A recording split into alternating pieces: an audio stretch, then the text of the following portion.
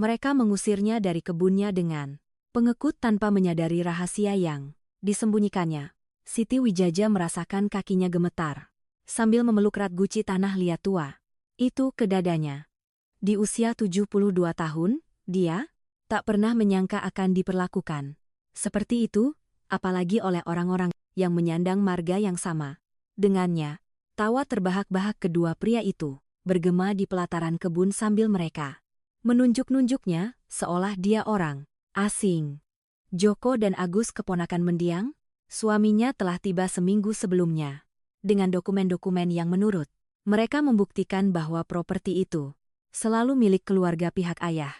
Kini, di bawah terik matahari Kamis sore itu, mereka melempar pakaiannya ke tanah sambil mengunci gerbang seolah dia seorang penyusup. Ibu punya waktu 42 tahun untuk mencari tempat lain.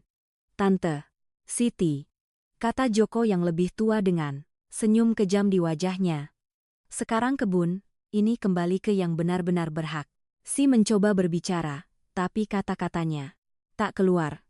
Dia melirik sekeliling ke tanah yang telah dia olah bersama Bambang selama 4 dekade, ke rumah tempat dia membesarkan anak-anaknya, ke kebun buah yang dia tanam dengan tangannya sendiri.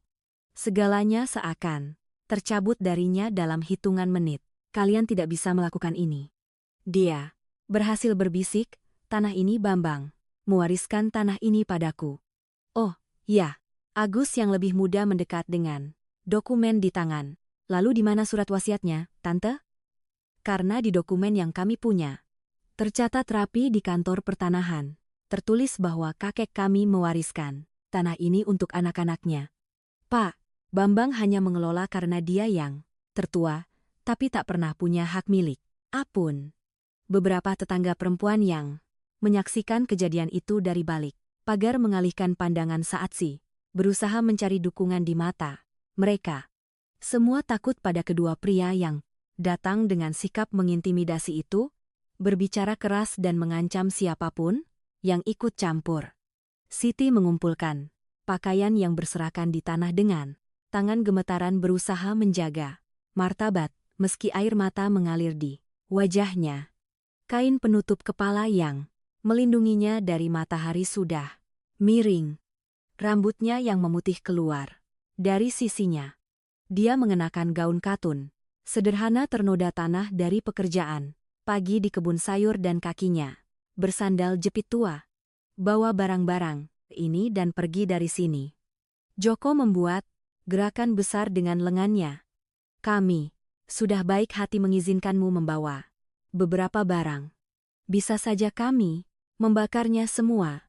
Hanya dengan sebungkus pakaian dan guci tanah liat yang diberikan ibunya saat pernikahan. Siti mulai berjalan menyusuri jalan tanah. Setiap langkah terasa sangat berat, seolah kakinya terpaku pada tanah yang sangat dicintainya itu. Dia mendengar di belakangnya teriakan sorak keponakan-keponakannya. Suara botol dibuka, musik keras mulai diputar. Jalan itu terasa lebih panjang dari biasanya. Matahari menyengat tanpa ampun dan si harus berhenti beberapa kali untuk mengambil napas. Tangannya yang kapalan karena banyak bekerja memegang bungkusan itu dengan kekuatan yang lebih berasal dari keputusasaan daripada tekad. Guci tanah, lihat itu dengan pegangan yang usang dan retak kecil di sisinya adalah satu-satunya bagian dari sejarah hidupnya yang tersisa. Ketika akhirnya tiba di rumah Wati, tetangganya yang dulu dia hampir tak bisa berdiri.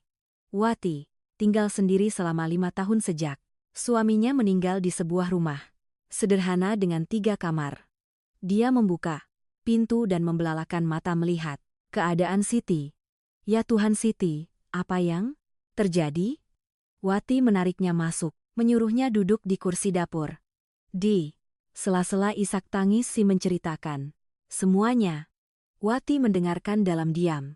Ekspresinya berubah dari terkejut menjadi geram, lalu menjadi sesuatu yang mirip ketakutan.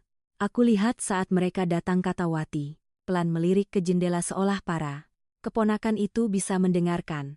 Semua orang membicarakannya, katanya mereka sudah mencoba hal yang sama dengan properti lain di daerah ini. Selalu. Dengan dokumen selalu bilang punya hak. Tapi kebun itu milik Bambang. Siti mengusap air mata dengan punggung tangannya. Dia kerja seumur hidup di tanah itu. Ayahnya mungkin pemilik aslinya, tapi waktu meninggal, dia tinggalkan semuanya. Buat Bambang. Karena dia satu-satunya anak yang tetap menjaga keluarga.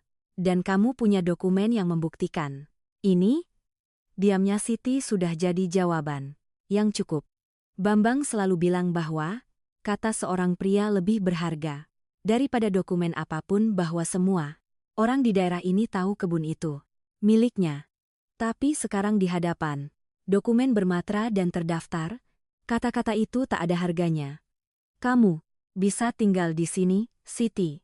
Wati memegang tangannya dengan lembut. Aku punya kamar kecil di belakang yang kosong. Enggak bagus-bagus amat, tapi lebih baik daripada jalanan. Di malam pertama jauh dari rumahnya itu, Siti hampir tidak bisa memejamkan mata. Berbaring di kasur tipis kamar belakang, dia mendengar dari kejauhan suara musik keras dan tawa dari kebun. Keponakan-keponakannya sedang merayakan, dan setiap tawa yang sampai ke telinganya seperti tikaman di hati. Dia memandang kendi keramik yang diletakkan dengan hati-hati di atas meja kecil di sudut kamar. Ibunya dulu membuat kendi itu dengan tangan sendiri puluhan tahun lalu dan memberikannya padanya di hari pernikahan dengan doa sederhana. Semoga tak pernah kekurangan air maupun cinta dalam ikatan itu. Kendi itu telah bertahan melalui pindahan jatuh, tahun-tahun pemakaian sehari-hari. Ada retakan yang pernah dicoba diperbaiki Bambang dengan resin, tapi tak pernah menempel dengan baik. Air mata kembali mengalir saat dia teringat Bambang. Sudah 3 tahun dia pergi, korban masalah jantung yang merenggutnya saat tidur. Begitu tenang sampai dia tak menyadarinya sampai pagi berikutnya. Dia selalu berjanji akan menjaganya, bahwa kebun itu akan menjadi mereka selamanya. Bahwa anak-anak suatu hari akan kembali dan mengelola tanah itu. Tapi anak-anak tak kembali. Rian tinggal di kota besar selama 15 tahun, kerja di pabrik dan jarang menelepon sebulan sekali. Santi sudah menikah dengan pria yang membawanya jauh dan kontaknya hanya sebatas kartu Natal setiap tahun. Saat Bambang meninggal, tak satu pun dari mereka bisa datang ke pemakaman. Mereka bilang terlalu jauh, tak punya uang untuk tiket. Akan mengirimkan ucapan belah sungkawa. Siti memakamkan suaminya dengan bantuan tetangga dan terus mengelola kebun sendirian seperti biasa dilakukannya saat Bambang masih hidup. Keesokan paginya, Siti bangun dengan tubuh pegal. Lututnya yang sudah sering ngilu sejak bertahun-tahun sepertinya berkarat semalaman. Punggungnya protes dengan setiap gerakan, mengingatkannya bahwa dia tak lagi muda untuk tidur di kasur tipis dan bangun pagi. Wati sudah ada di dapur saat dia keluar dari kamar, dan aroma kopi segar membawa sedikit kenyamanan. Aku tidur nyenyak semalaman. Wati mengaku menuangkan kopi. Aku terus memikirkan keadaanmu. Siti, kamu harus pergi ke kantor pertanahan. Kamu harus cari tahu dokumen apa yang ditunjukkan keponakan-keponakanmu itu. Pendengar yang budiman, jika Anda menikmati cerita ini, silakan like dan terutama subscribe ke channel ini, sangat membantu kami yang baru memulai. Sekarang lanjut.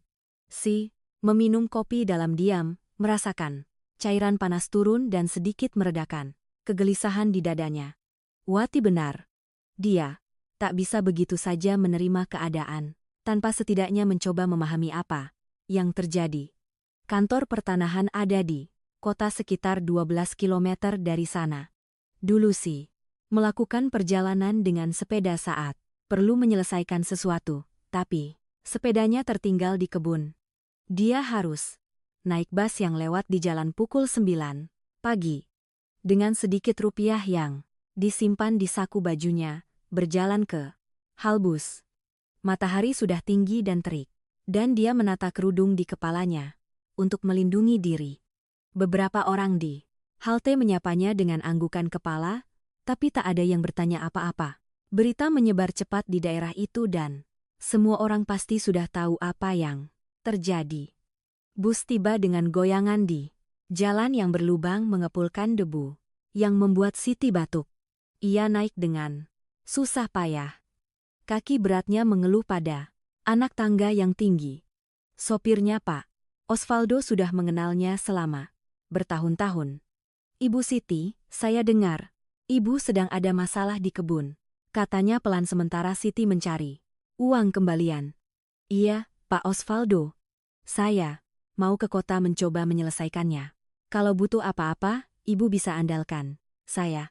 Pak Bambang itu pria terlalu baik untuk istrinya mengalami ini. Kebaikan. Sopir itu membawa air mata ke mata Siti, tapi ia cepat berkedip untuk menghalau mereka. Ia duduk di bangku dekat jendela dan mengamati pemandangan yang dikenal. Lewat ladang singkong, padang rumput, tempat ternak merumput dengan tenang. Warung kecil di pojok tempat ia selalu membeli kebutuhannya. Kantor pertanahan terletak di jalan sempit di pusat kota, antara apotek dan toko kain. Siti turun dari bus dengan kaki gemetar dan berjalan perlahan ke sana. Bangunan tua itu memiliki tangga masuk yang ia naiki, sambil berpegangan kuat pada pegangan besi yang berkarat. Di dalam udaranya, pengap dan berbau kertas tua. Ada dua orang yang sedang dilayani dan Siti harus menunggu duduk di bangku kayu yang tidak nyaman. Tangannya berkeringat, sementara ia berlatih dalam hati apa yang akan dikatakan. Ketika akhirnya gilirannya tiba seorang pria muda melayaninya. Ia mungkin tidak lebih dari 30 tahun dengan rambut rapi tersisir dan kemeja putih yang disetrika rapi. Kartu, namanya bertuliskan Irfan petugas layanan. Selamat pagi, Ibu. Ada yang bisa saya bantu? Saya mau menanyakan tentang beberapa dokumen. Siti memulai suaranya gemetar. Nama saya Siti Wijaj. Keponakan-keponakan saya mendaftarkan dokumen yang menyatakan kebun saya milik mereka. Pria itu mengetik sesuatu di komputer. Jari-jarinya melesat di atas keyboard. Ia melihat ke layar lalu ke Siti lalu kembali ke layar. Ada yang aneh dalam ekspresinya. Ibu bilang, Wijajah. Kebun di Kilom 23 Jalan Lama. Betul. Irfan berdiri dan pergi ke sebuah arsip. Ia kembali dengan sebuah map, tapi tampak ragu untuk membukanya di hadapannya. Ada dokumen di sini yang didaftarkan seminggu lalu, diajukan oleh Joko Wijaj dan Agus Wijaja. Mereka membawa akta lama dari tahun 1962 yang menyatakan bahwa Mbah Darmo Wijaj mewariskan tanah itu untuk anak-anaknya. Darmo adalah ayah mertua saya, Siti menjelaskan bersandar ke depan. Tapi, ketika beliau meninggal tahun 8, beliau meninggalkan semuanya untuk suami saya, Bambang. Anak-anak yang lain sudah pergi, meninggalkan keluarga. Bambang adalah satu-satunya yang tinggal. Ibu punya dokumen apun yang membuktikan hal itu. Keheningan yang canggung kembali. Siti meremas-remas tangannya merasakan kulit yang kasar dan kapalan. Tidak. Suami, saya selalu bilang tidak perlu. Semua orang sudah tahu tanah itu miliknya. Irfan memalingkan pandangan tampak jelas. Tidak nyaman. Kalau begitu sulit, Ibu, dokumen yang mereka ajukan semuanya sudah beres dengan tanda tangan yang diakui dan segalanya tanpa bukti yang berlawanan. Tapi pasti ada sesuatu. Siti merasakan keputusasaan tumbuh. Bambang membayar pajak tanah itu selama 40 tahun. Itu tidak dihitung. Pembayaran pajak tidak membuktikan kepemilikan. Sayangnya, Ibu membutuhkan surat wasiat, akta, sesuatu yang resmi. Siti merasa tenaga meninggalkan tubuhnya. Ia berdiri dengan susah payah, bersandar pada meja. Bisakah saya setidaknya melihat dokumen yang mereka bawa? Irfan ragu lagi. Matanya tidak bisa bertemu dengan mata Siti. Begini, Ibu. Saya seharusnya tidak mengatakan ini, tapi ada yang aneh dengan seluruh cerita ini. Ketika mereka datang, mendaftar, mereka membawa semuanya. Sangat beres, terlalu cepat. dan kepala kantor pertanahan dia mengenal mereka dari suatu tempat. Mereka mengobrol berdua saja sebelum melakukan pendaftaran. Apa maksud Bapak? Aku tidak mengatakan apa-apa. Irfan menurunkan suaranya, melirik ke sekeliling.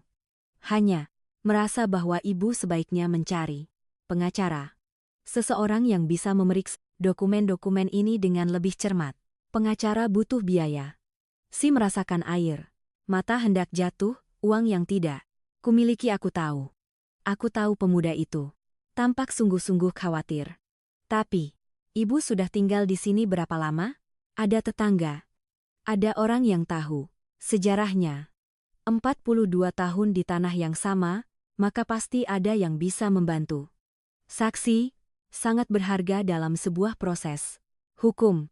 Siti mengucapkan terima kasih dan pergi merasa bahwa Irfan tahu lebih banyak daripada yang ia mau ungkapkan. Ia berjalan menyusuri jalan-jalan kota. Kakinya yang lelah mengeluh di setiap langkah. Matahari terik dan ia harus berhenti di bawah teduh sebuah tokoh untuk mengambil napas. Saat itulah ia menyadari sedang diawasi. Di seberang jalan, seorang pria berjas gelap menatapnya. Ketika pandangan mereka bertemu, ia cepat-cepat menyeberang dan mendekat. Ibu Siti Wijaj, tanyanya suaranya formal. Betul, jawabnya dengan naluri curiga. Namaku Hendra Pratama. Aku bekerja untuk perusahaan PT Tirta Bening. Kami ingin berbicara dengan ibu tentang properti Anda. Itu bukan lagi propertiku, kata Siti dengan getir. Tapi, itu milik ibu bertahun-tahun, bukan? Pria itu mengeluarkan kartu dari saku. Kami tertarik untuk membuat penawaran. Penghuni kebun saat ini telah menghubungi kami, tapi kami lebih suka bernegosiasi dengan yang benar-benar mengenal tanahnya. Siti melihat kartu itu tanpa mengambilnya. Mengapa perusahaan besar tertarik dengan kebunku? Karena mata airnya, Ibu. Saya telah meneliti dan menemukan bahwa air di sana kemurniannya luar biasa, sempurna untuk pengemasan komersial. Kami bersedia membayar dengan harga tinggi. Dan apa yang akan terjadi dengan orang-orang yang menggunakan air itu? Hendra ragu-ragu. Tentu kami harus menyesuaikan aksesnya, tapi kami bisa menegosiasikan tarif khusus untuk masyarakat setempat. Tarif Siti mengulangi kata itu bagai racun, membayar untuk air yang selalu gratis. Ini bisnis, Ibu. Semua pihak diuntungkan. Ibu akan menerima sejumlah uang yang menjamin masa tua ibu dengan nyaman. Aku tidak tertarik, kata si tegas. Dan kalaupun tertarik, aku tidak lagi punya kuasa untuk menegosiasikan. Apun. Tapi kalau kami bisa membuktikan bahwa kebun itu sah milik ibu, maka percakapan kita akan berbeda, bukan? Pria itu tersenyum dengan cara yang membuat Siti tidak nyaman. Saya punya koneksi, Ibu pengacara penyelidik. Saya bisa membantu Ibu mendapatkan kembali properti Anda jika setuju untuk menjualnya nanti. Siti merasakan menggigil di tulang belakangnya. Ada sesuatu yang sangat salah dalam tawaran itu. Tidak, menjauh. Simpan saja kartu dan pengacara Anda. Aku tidak mau semua itu. Ia cepat-cepat pergi mendengar pria itu berteriak di belakangnya. Pertimbangkan lagi Ibu. Penawarannya tetap berlaku. Ketika tiba di halte bus si masih gemetar. Pertemuan itu telah mengungkapkan skala sebenarnya dari apa yang terjadi. Bukan hanya dua keponakan serakah yang mencoba mencuri warisan. Ada perusahaan besar, uang besar, kepentingan yang hampir tidak bisa ia pahami. Dan di tengah semua itu, ia hanyalah seorang wanita 72 tahun. Tanpa sumber daya, tanpa kuasa, tanpa apapun selain kenangan dan martabatnya.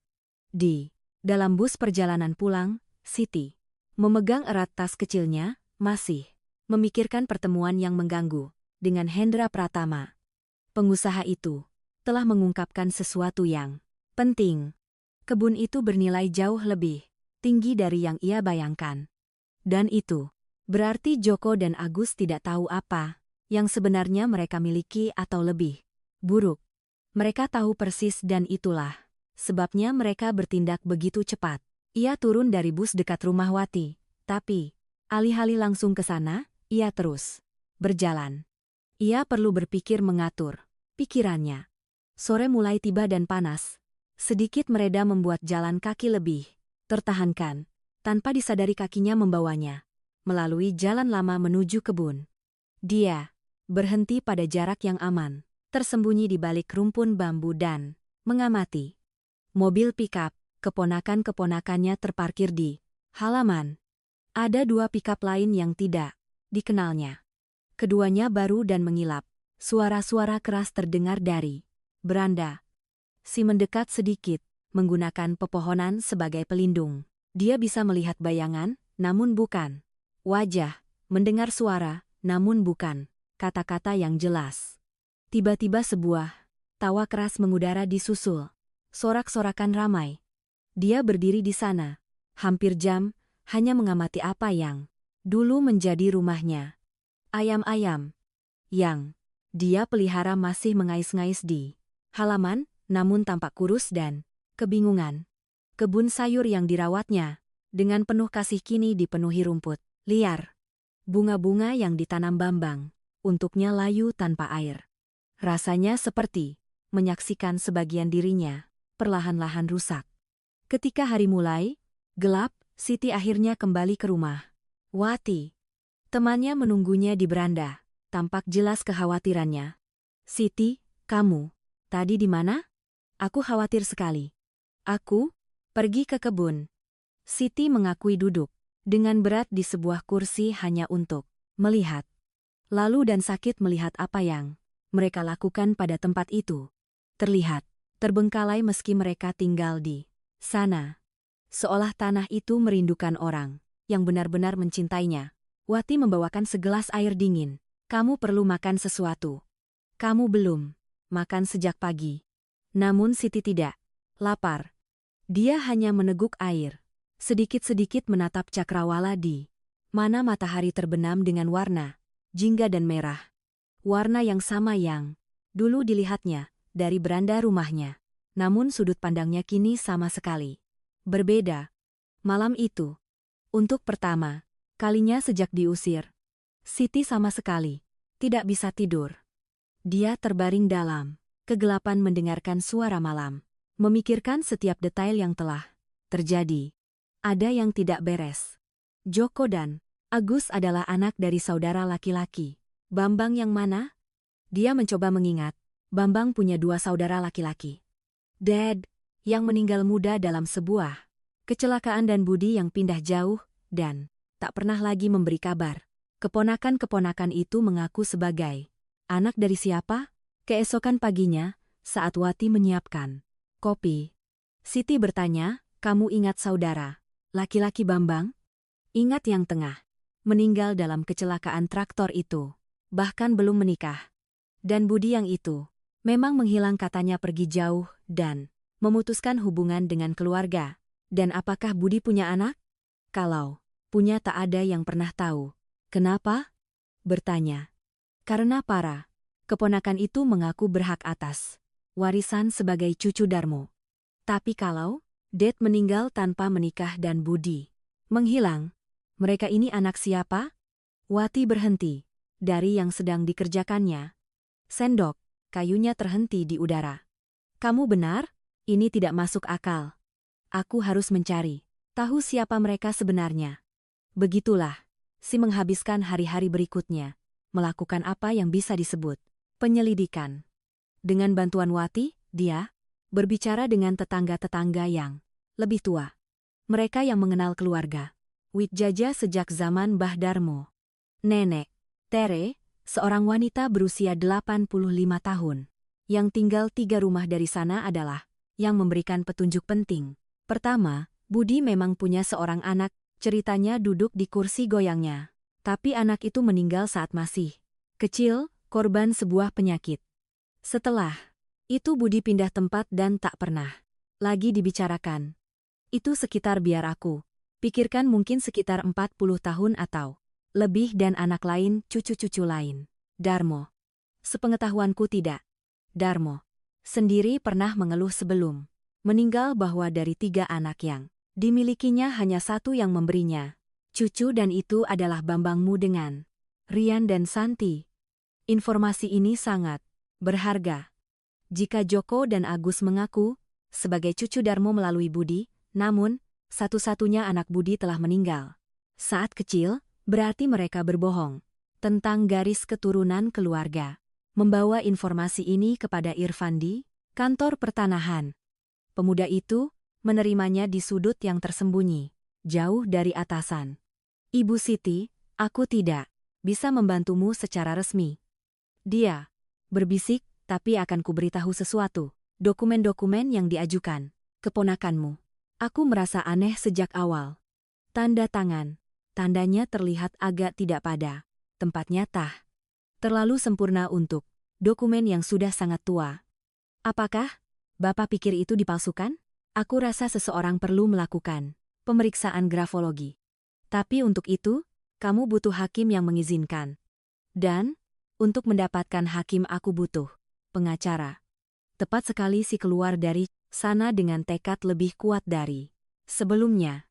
Dia butuh bantuan hukum dan butuh segera. Saat itulah dia teringat Pastor Mel, pendeta gereja yang dihadirinya selama puluhan tahun.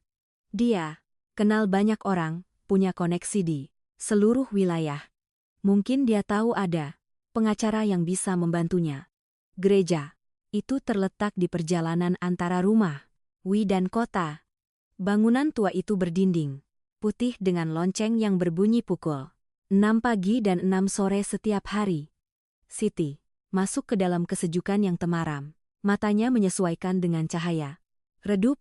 Pastor meledang merangkai bunga di altar. Ketika melihatnya dia tersenyum lebar. Siti, aku merindukanmu. Kudengar kau sedang mengalami kesulitan. Dia menceritakan semuanya kepada pastor, pengusiran, dokumen-dokumen, kecurigaan, penipuan. Pastor itu mendengarkan dengan saksama, ekspresinya semakin serius. Ini sangat serius, katanya setelah selesai. Aku kenal seorang pengacara yang bisa membantu Budi Santoso. Dia orang baik Kristen dan tidak mematok harga yang mahal, kadang bahkan mengerjakan kasus gratis untuk yang tidak mampu.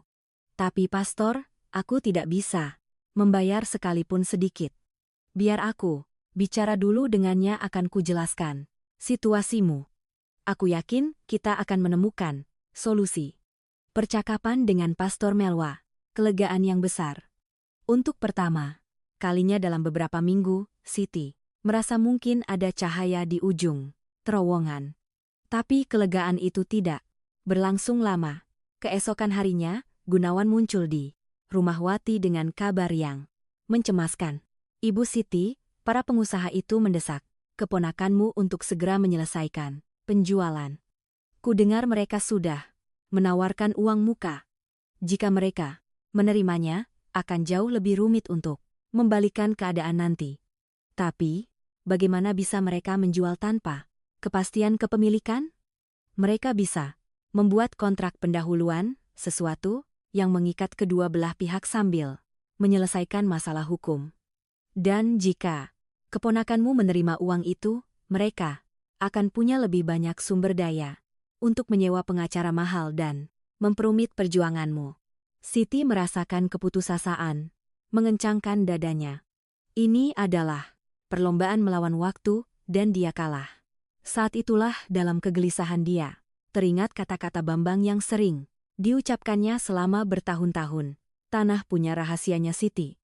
Hal-hal yang hanya diketahui oleh mereka yang mengerjakannya setiap hari. Rahasia. Rahasia apa tentang kebun itu yang diketahui Bambang, tapi tidak dia ketahui? Dia menutup mata, berusaha mengingat percakapan lama, hal-hal yang dia sebutkan secara santai. Ada cerita tentang patok batas tua yang letaknya salah dan komentar tentang dokumen yang disimpan ayah mertuanya di tempat khusus. Dan bangku taman tempat mereka biasa duduk masih ada di bawah naungan pohon mangga tua. Siti duduk merasakan beban tahun-tahun dan situasi yang menghancurkan pundaknya. Beberapa anak bermain di dekat air mancur. Tawa mereka bertolak belakang dengan kesedihan yang dia rasakan. Salah satunya seorang gadis kecil sekitar 7 tahun mendekatinya dengan lollipop di tangan. Ibu sedang sedih? Tanyanya dengan polosnya usia. Itu, Siti mencoba tersenyum. Aku sedikit lelah sayang. Nenekku bilang kalau sedih, harus makan yang manis. Mau sepotong lollipopku? Sikap sederhana itu membuat mata Siti berkaca-kaca. Dia berterima kasih dengan ramah, mengatakan bahwa tawarannya sudah cukup manis. Gadis kecil itu tersenyum dan berlari kembali ke anak-anak lainnya. Saat itulah, ia mendengar suara yang familiar.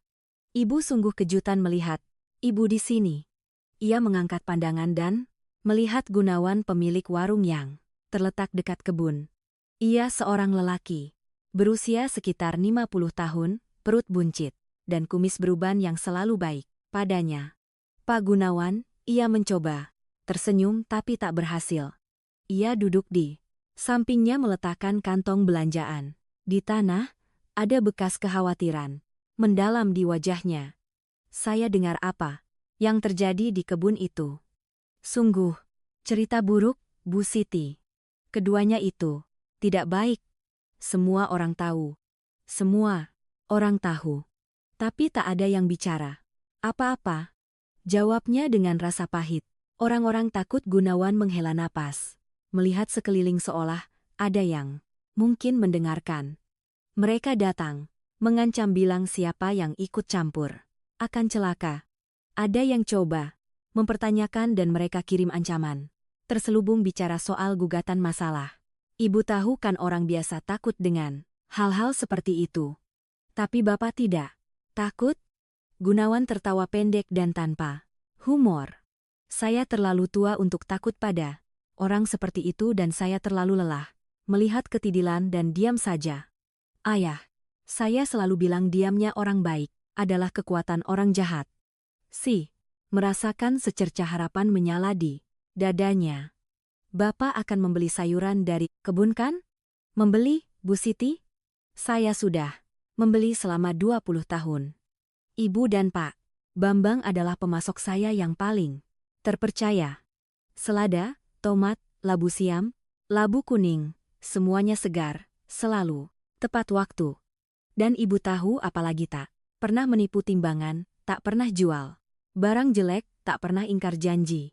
Pengiriman, itu tak ternilai harganya. Ia menarik dompet dari saku dan mengeluarkan selembar kertas kusut, tersimpan di belakang dokumen.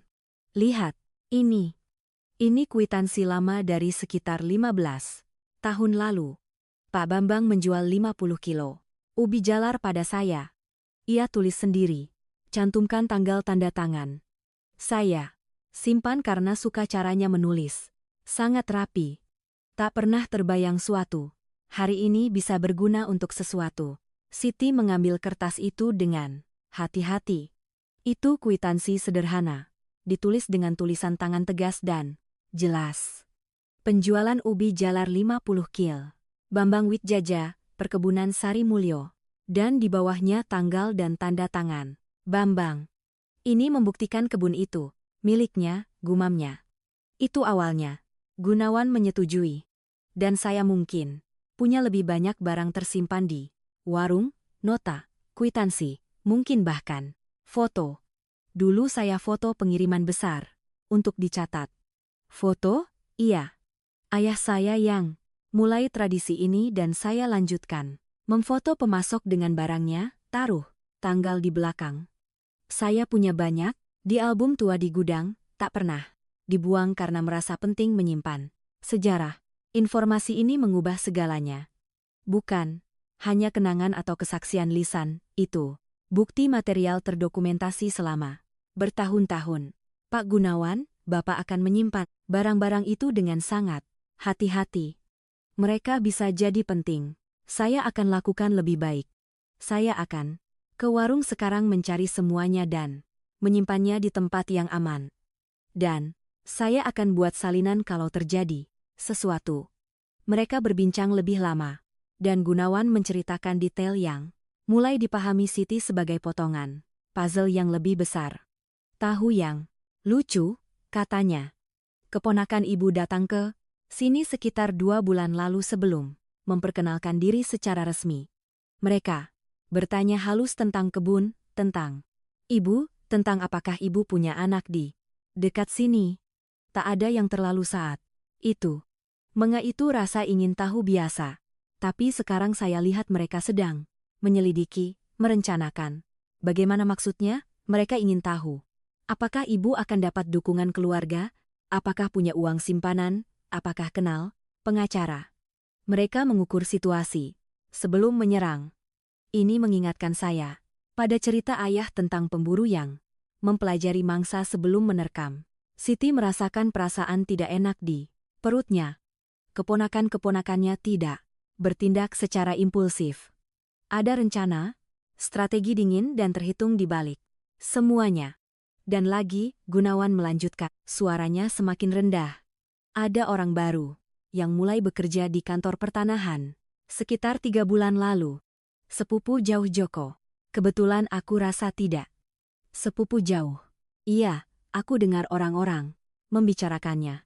Mereka masih ada hubungan keluarga, dan tak lama setelah orang ini masuk ke kantor pertanahan, keponakan-keponakanmu muncul dengan semua dokumen yang sudah rapi.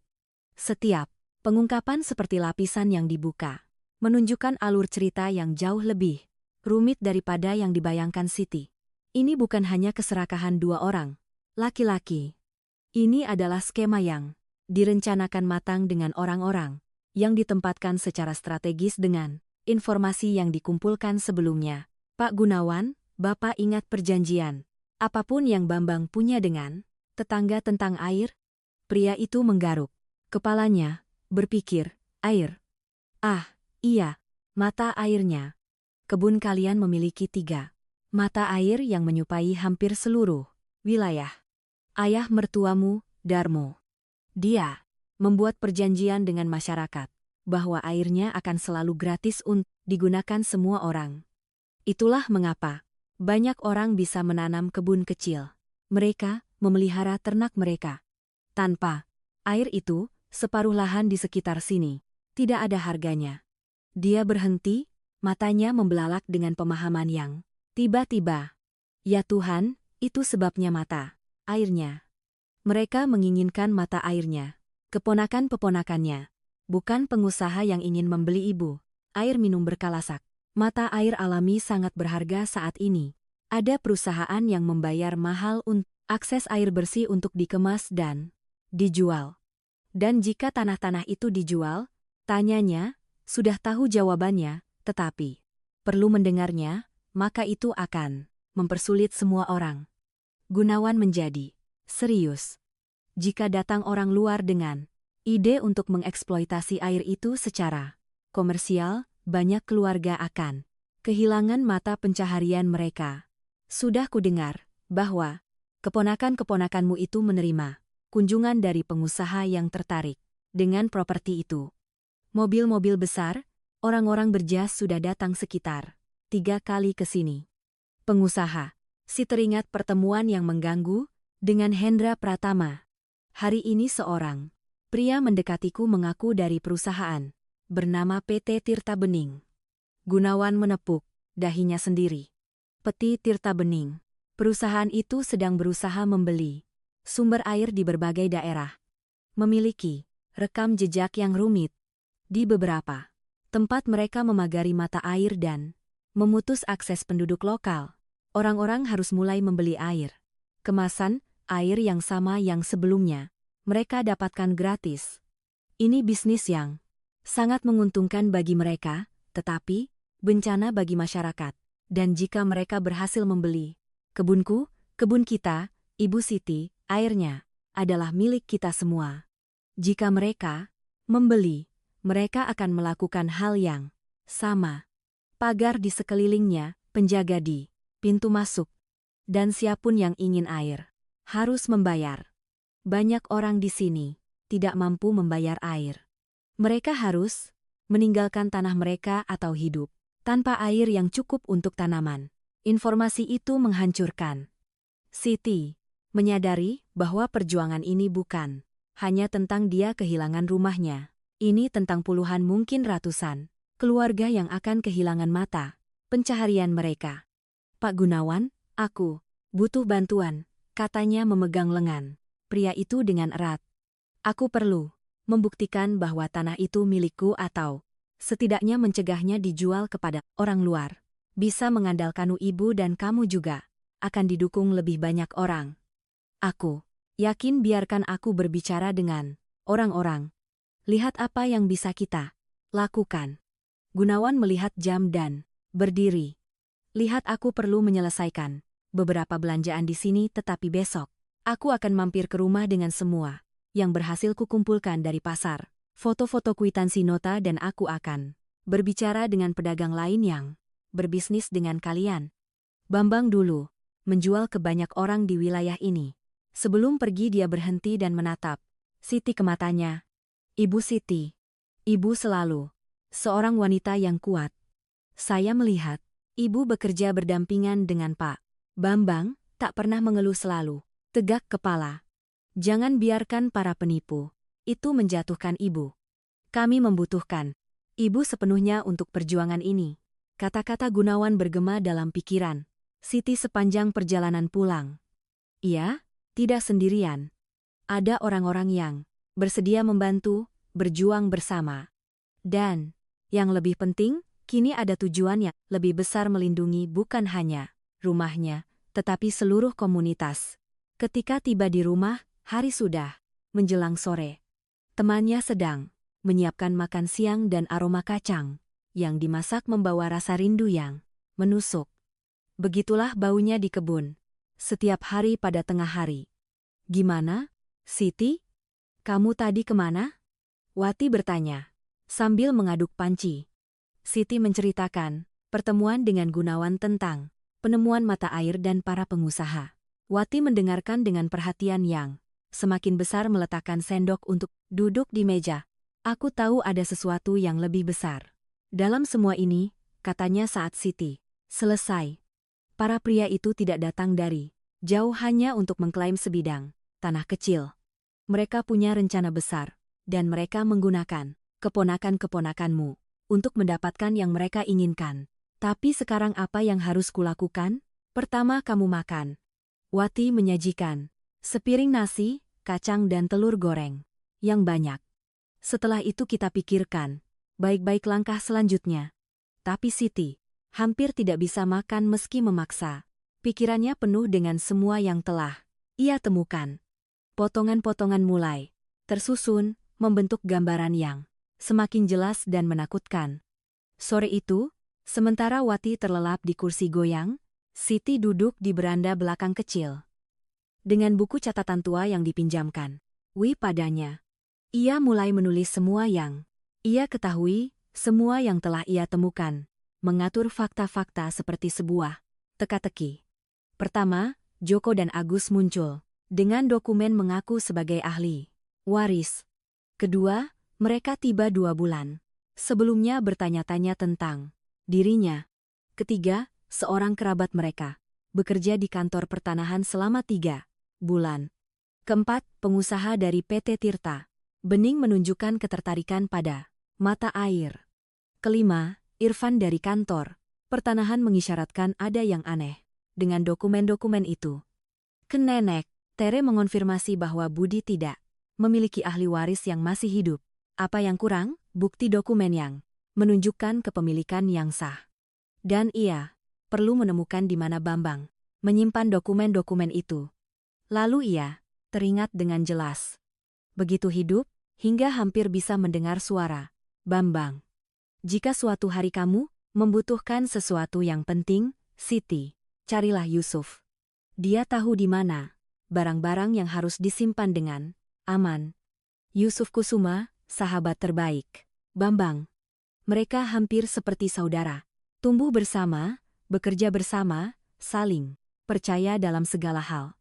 Ketika Yusuf meninggal 5 tahun lalu, Bambang menangis. Untuk pertama kalinya sejak kematian ayahnya.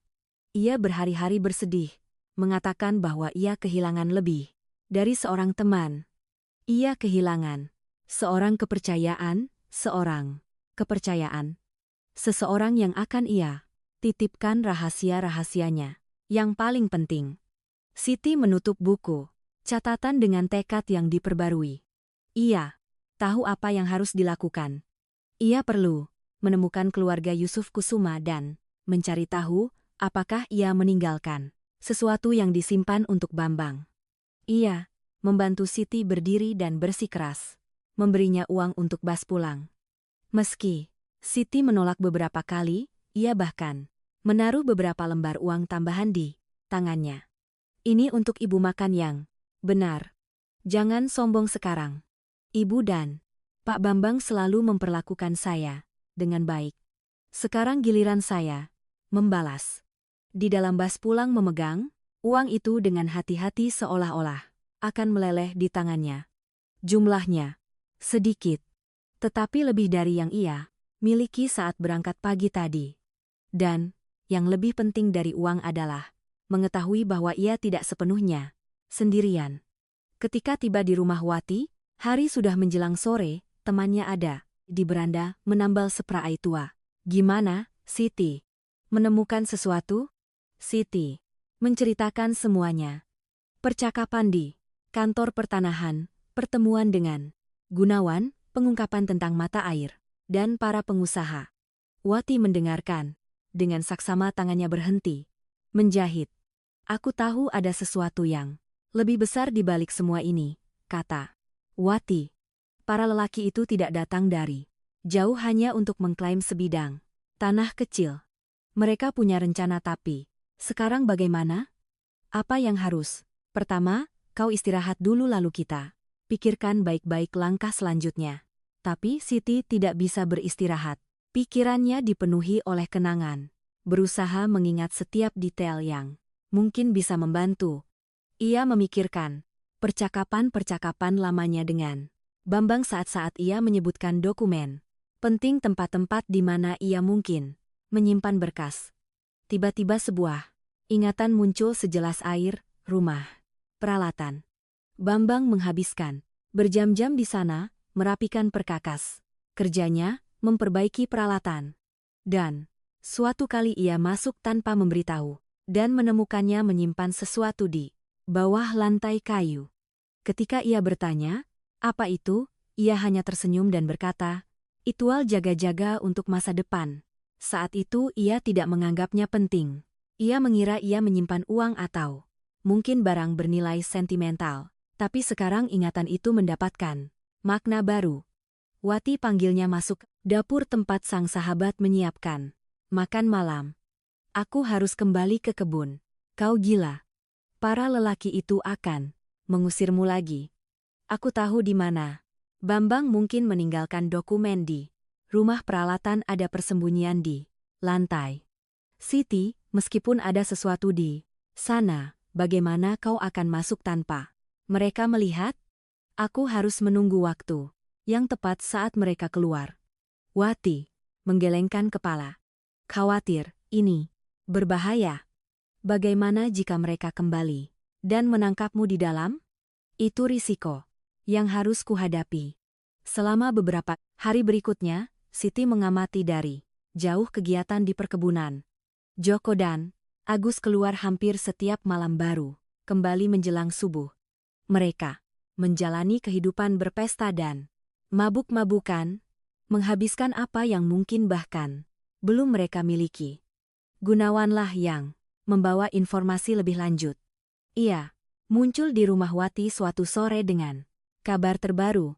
Para pengusaha menjadwalkan pertemuan dengan keponakan-keponakanmu minggu depan. Kudengar mereka akan mengajukan penawaran pembelian. Secepat itu, Siti merasakan kepanikan menjalar. Mereka ingin cepat menyelesaikan. Semakin cepat mereka menutup kesepakatan, semakin cepat mereka mulai mengeksploitasi air. Tahu waktunya hampir habis.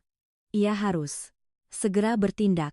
Pada Kamis malam itu, ketika melihat lampu truk keponakan-keponakannya menjauh di jalan, ia memutuskan, inilah saatnya. Ia mengenakan pakaian gelap yang dipinjamkan Wati dan menunggu sampai yakin mereka sudah cukup jauh. Aku ikut denganmu, desak Wati. Tidak. Jika gagal, aku tidak ingin melibatkanmu. Jangan bodoh, Siti. 2. Orang tua lebih baik daripada 1. Aku akan berjaga sementara kau mencari. Mereka berjalan di jalan yang gelap. Hanya cahaya bulan menerangi jalan. Setiap suara membuat Siti terkejut. Angin di pepohonan, anjing menggonggong. Di kejauhan, kicauan jangkrik. Jantungnya berdebar begitu kencang, hingga ia khawatir bisa terdengar. Sampai di perkebunan mereka masuk, melalui pagar belakang tempat yang dikenal baik oleh rumah peralatan. Terletak di belakang rumah utama. Agak tersembunyi oleh pohon jambu biji tua.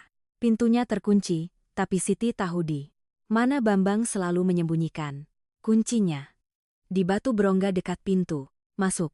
Jarinya yang gemetar meraba-raba dalam gelap hingga menemukan kunci yang berkarat. Pintu berderit saat terbuka, dan Siti membeku menunggu reaksi apun, tapi semuanya tetap sunyi. Dengan Wati berjaga di luar, ia masuk ke dalam rumah yang gelap. Senter kecil yang dipinjamkan Wati nyaris tidak menerangi ruangan, tapi cukup bagi Siti untuk berorientasi. Ia mengenal setiap sudut tempat itu. Perkakas Bambang masih tergantung di dinding, tertata rapi. Sesuai caranya. Bau minyak dan kayu tua membawa air mata ke matanya. Tak ada waktu untuk sentimen berlebihan. Ia berlutut di sudut tempat ia ingat. Pernah melihat Bambang mengutak-atik lantai. Tangannya meraba-raba mencari papan yang longgar dan akhirnya menemukannya. Dengan erangan penuh usaha, ia berhasil mengangkat kayu itu. Di dalamnya ada ruang kecil dan di dalamnya sebuah amplop besar dari kertas. Coklat dilindungi plastik. Tangan Siti gemetar begitu hebat hingga ia hampir menjatuhkan senter. Ia mengambil amplop itu dengan hati-hati. Seolah itu adalah benda paling berharga di dunia. Tapi, saat dibuka, hatinya jatuh. Amplop itu kosong. Hanya ada secarik catatan, coretan tangan. Sudah kutaruh di tempat yang lebih aman. Jika perlu Yusuf Kusuma, tahu di mana Yusuf Kusuma? Tetangga yang tinggal 3 perkebunan di depan. Seorang lelaki yang telah menjadi sahabat terbaik Bambang sejak kecil. Tapi Yusuf juga telah meninggal 2 tahun sebelum Bambang. Bagaimana dia bisa tahu sesuatu? Siti duduk di lantai berdebu, merasakan kefrustrasian dan keputusasaan melanda. Ia telah mengambil risiko besar, hanya untuk menemukan amplop kosong dan nama seorang lelaki yang sudah tiada. Saat itulah ia mendengar suara Wi rendah, tapi mendesak. Sit, ada yang datang. Kepanikan langsung melanda. Siti bangkit, sebisanya menyimpan amplop dan catatan. Itu di saku gaunnya dan keluar dari rumah peralatan. Tapi sudah terlambat, lampu pikap menerobos kegelapan. Menyinari kedua perempuan itu seperti hewan ketakutan. Kendaraan berhenti, mendadak dan Joko melompat keluar. Terlihat jelas mabuk. Lihatlah siapa yang memutuskan untuk kembali, teriaknya sempoyongan. Tidak puas, kehilangan tanah, masih kembali untuk mencuri. Aku tidak datang untuk mencuri. Apun. Siti berusaha menjaga suaranya. Tetap tegas. Ini rumahku dulu Agus juga. Keluar dari kurang mabuk daripada kakaknya tapi sama-sama bermusuhan. Sekarang ini pelanggaran properti. Kami bahkan bisa memanggil polisi. Lakukan saja kalau begitu. Wati menempatkan diri di depan Siti. Panggil dan jelaskan pada mereka bagaimana kalian mendapatkan surat-surat kebun ini. Joko terkekeh, kering. Surat-surat sah terdaftar dengan baik. Tidak seperti tante tersayang kita, di sini yang tidak punya apa-apa. Bahkan, tanda terima listrik atas namanya pun tidak. Siti dan mundur perlahan ke arah pagar. Kedua lelaki itu mengikuti mereka, tapi tampaknya lebih tertarik untuk mengintimidasi daripada hal lain. Dengar, tante, kata Agus. Suaranya mengandung ancaman terselubung. Ibu sudah berumur, tidak ingin mencari masalah. Terima saja keadaannya dan jalani sisa hari ibu dengan damai. Siapa? Tahu kami bahkan memberi ibu bantuan keuangan sedikit ketika kami menjual kebun sialan ini. Tidak akan pernah. Jawab mengejutkan dirinya sendiri dengan ketegasan dalam suaranya. Aku tidak akan pernah menerima kalian mencuri milikku. Pendengar tersayang, jika kalian menikmati cerita ini, manfaatkan untuk meninggalkan like dan terutama subscribe ke channel. Ini sangat membantu kami yang baru memulai. Sekarang lanjut. Iya, dan Wati berhasil keluar melalui pagar dan cepat menjauh mendengar di belakang. Mereka tawa terbahak-bahak para keponakan. Hanya ketika mereka kembali ke keamanan rumah Wi, Siti menyadari ia masih memegang amplop kosong itu di dat. Yusuf Kusuma, kumamnya menunjuk catatan itu pada Wati. Yusuf tua itu, tapi dia sudah lama meninggal, Sid. Aku tahu, tapi dia punya keluarga. Seorang anak yang tinggal di kota Kurasadet. Kusuma. Benar. Dad bekerja di bengkel mobil dekat terminal. Keesokan paginya, Siti bangun sebelum matahari terbit. Ia bermimpi tentang Bambang melihatnya bekerja di rumah peralatan menyimpan barang-barang di bawah lantai. Tapi, dalam mimpi itu, ia menunjuk ke tempat lain jauh dan berkata, "Bukan di sini, Sid. Di mana yang benar-benar aman?" Wati sudah ada di dapur ketika Siti keluar dari kamar. "Kamu tidur nyenyak?" tanyanya, menuangkan kopi. "Aku bermimpi tentang Bambang." Siti duduk di meja. Tangannya memegang cangkir hangat. "Dia sedang berusaha mengatakan sesuatu padaku. Mimpi terkadang adalah cara pikiran kita menyusun potongan-potongan yang sudah kita ketahui tapi tidak kita sadari." Wati berkata dengan kebijaksanaan, seseorang yang telah hidup lama. Apa yang dia katakan dalam mimpi itu? Bahwa hal-hal penting tidak ada di kebun itu, berada di tempat yang benar-benar aman. Yusuf Kusuma bergumam. "Kamu perlu pergi bicara dengan keluarganya." Dad Kusuma, anak Yusuf, punya bengkel mekanik di kota. Si tahu letaknya karena Bambang sering membawa truk tua ke sana untuk diperbaiki. Itu sebuah gudang besar, selalu penuh mobil dan bau gemuk. Dia naik bus pukul 9. Dan kali ini Wati bersih keras menemaninya. Keduanya turun dekat terminal dan berjalan 3 blok ke bengkel. Dedang berada di bawah mobil ketika mereka tiba. Mendengar langkah kaki, dia meluncur keluar, mengelap tangannya dengan kain berminyak. Ketika melihat Siti, wajahnya berseri. "Ibu, Siti, sudah lama tidak bertemu. Apa kabar?" Dia tidak bisa menahan air mata yang mengalir. Dad mendekat khawatir. "Ibu Siti, ada apa?" Di sela-sela isak tangis, dia menceritakan semuanya. Didengarkan dengan perhatian yang semakin besar, ekspresinya berubah dari terkejut menjadi geram. "Orang-orang sialan itu," katanya ketika dia selesai. "Maaf bahasanya, Ibu Siti, tapi memang begitulah mereka, pemeras yang ingin menguntungkan diri dengan mengorbankan orang-orang pekerja." Dia memanggil asistennya untuk meneruskan pekerjaan dan membawa kedua wanita itu ke sudut bengkel di mana ada sebuah meja kecil dan beberapa kursi. "Ibu Siti, ayah saya sering bercerita tentang Pak Bambang. Anda," katanya, "dia belum pernah mengenal pria yang lebih terhormat dan saya tahu mereka saling percaya untuk segalanya. Itulah sebabnya saya datang mengeluarkan catatan yang ditemukannya di rumah peralatan. Saya menemukan ini tersembunyi di tempat Bambang menyimpan barang-barang penting. Tertulis, ayahmu tahu di mana letak hal yang penting?" Dad mengambil catatan itu, matanya menelusuri kata-kata yang ditulis tangan tegas Bambang. "Yusuf Kusuma tahu di mana letaknya." Dia membaca dengan keras lalu termenung cukup lama. "Ibu Siti, ketika ayah saya meninggal, dia meninggalkan beberapa barang yang disimpan. Ibu saya tidak pernah mau mengutak-atiknya. Banyak bilang akan melakukannya perlahan-lahan. Ada sebuah kotak yang dia simpan dengan sangat hati-hati. Katanya itu penting dan suatu hari seseorang akan membutuhkannya. Ayahmu tidak pernah mengatakan apa isi kotak itu." tidak secara spesifik.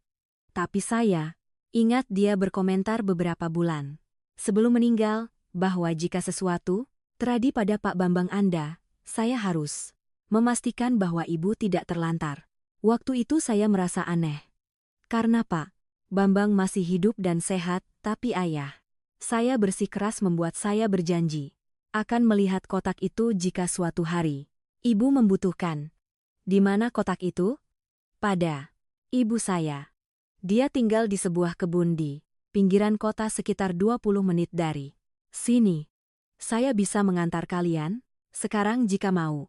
Kebun Ibu Celi adalah tempat yang tenang dengan rumah sederhana dikelilingi pohon buah-buahan dan kebun kecil di belakang. Ibu Celi, seorang wanita berambut putih, sepenuhnya yang disanggul sedang menyiram tanaman ketika mereka tiba. Melihat Siti, dia meletakkan selang dan mendatangi mereka. Siti, sayangku, memeluknya erat. Dad menelepon dan menceritakan apa yang terjadi. Situasi yang mengerikan nak.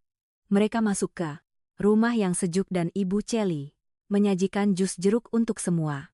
Daddy menjelaskan tentang kotak yang disimpan ayahnya. Oh iya, kotak logam tua itu. Ibu Celi mengangguk, itu disimpan di kamarnya di bawah tempat tidur.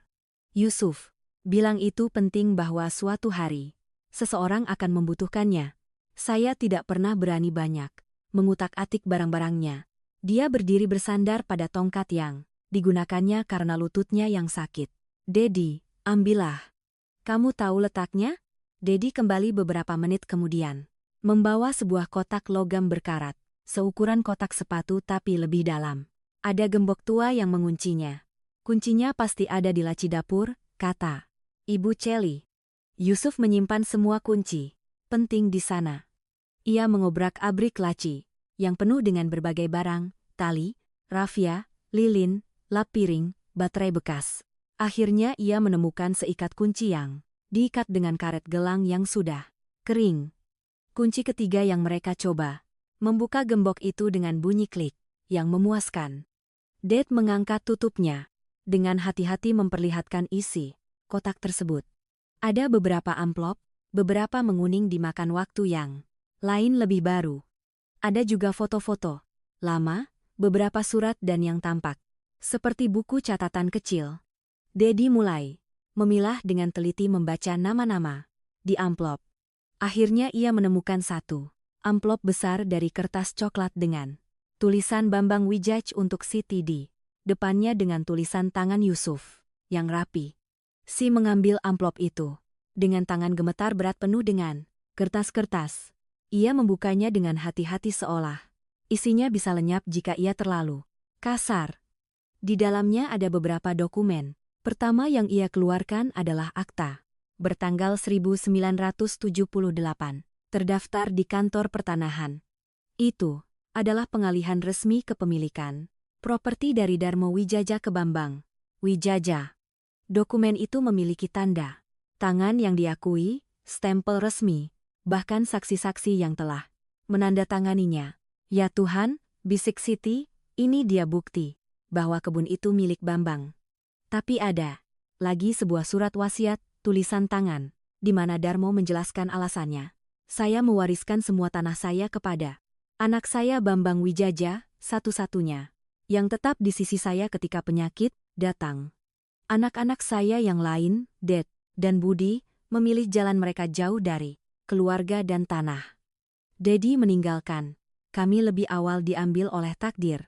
Budi pergi atas pilihannya sendiri, memutuskan ikatan yang saya coba pertahankan. Saya tidak menyimpan dendam, tetapi tanah milik mereka yang mengerjakannya, yang mencintainya, yang mendedikasikan hidup dan keringat untuknya. Oleh karena itu, seluruh harta saya diberikan kepada Bambang dan ahli waris sahnya. Semoga mereka menjaganya dengan cinta yang sama seperti yang saya dedikasikan selama hidup saya. Darmo Wijaja, Metel. Surat wasiat itu memiliki dua saksi, Yusuf Kusuma dan Pastor Antonio yang saat itu menjadi pastor wilayah. Pastor Antonio, dia sudah meninggal bukan? Tanya Siti. Sudah sekitar 10 tahun, konfirmasi Ibu Celi. Tapi Yusuf adalah saksi lainnya dan beberapa orang di masyarakat mengetahuinya. Ada juga tanda terima pembayaran pajak, properti, semua atas nama Bambang Wijaja. Dari tahun 1979 hingga tahun kematiannya. Ada puluhan dari mereka membuktikan bahwa dialah yang bertanggung jawab atas tanah itu selama waktu itu. Tapi dokumen terpenting ada di dasar amplop. Itu adalah pernyataan yang terdaftar di Kantor Pertanahan pada tahun 1978, ditandatangani oleh Darmo Wijaja, menetapkan bahwa 3 mata air di properti tersebut akan memiliki akses bebas dan permanen untuk semua penduduk di wilayah itu. Dokumen itu menyatakan bahwa dalam keadaan apapun, di bawah kondisi apapun, akses komunitas ke air tidak boleh dihalangi atau dikenakan biaya karena ini adalah hak abadi masyarakat. Ini Dedi mengambil dokumen itu untuk membacanya lebih baik. Ini adalah harta karun. Artinya, bahkan jika seseorang adalah pemilik tanah, mereka tidak bisa menghalangi akses ke air. Ini adalah hakunitas yang terdaftar. Siti hampir tidak bisa mencerna apa yang dilihatnya. Di tangannya ada semua bukti yang dia butuhkan. Tidak hanya untuk menunjuk bahwa kebun itu miliknya, tetapi juga untuk melindungi masyarakat dari segala eksploitasi di masa depan. Tapi mengapa Bambang menyimpan semua ini dengan ayahnya alih-alih meninggalkannya di rumah? Tanya ibu menghela napas, karena Yusuf punya brankas kecil tapi aman. Bambang selalu agak ceroboh dengan kertas dan Yusuf selalu bilang bahwa dokumen penting harus disimpan di tempat yang terlindungi. Saya pikir setelah Darmo meninggal, Pak Bambang membawa semuanya ke sini dan meminta Yusuf untuk menyimpannya. Dia tahu kalau ditinggal di kebun bisa rusak karena kelembapan, atau tikus, atau bahkan hilang dalam kebakaran. Dia sudah memikirkan segalanya. Gumam Siti mengusap-usap tanda tangan lama dengan jarinya. Kecuali memberitahuku di mana dia berada. Mungkin dia mengira punya waktu, kata Det dengan lembut. Dia tak menyangka akan pergi begitu cepat dan pasti dia yakin kalau terjadi sesuatu, Yusuf akan memberitahu ibu. Tapi Yusuf meninggal sebelum dia. Iya, hidup kadang suka berbuat kejutan seperti itu. Tapi ayah sudah mencatat semuanya. Dia menulis di amplop untuk Siti. Dia tahu suatu hari ibu akan membutuhkannya. Siti memandangi semua dokumen yang berserakan di atas meja ruang tamu ibu. Celi. Itu adalah potongan-potongan kertas tua. Beberapa menguning. Yang lain pinggirannya sudah aus tapi itu lebih dari sekadar kertas. Itu adalah bukti dari kerja seumur hidup. Cinta seorang pria pada tanahnya. Janji seorang mertua pada sebuah komunitas. Ibu Celi, Ibu Siti, kata Det suaranya menjadi serius. Dokumen ini sangat berharga. Kita harus segera membuat salinannya, menyimpannya di tempat yang berbeda. Jika sesuatu terjadi pada mereka, kamu benar, Sahiti.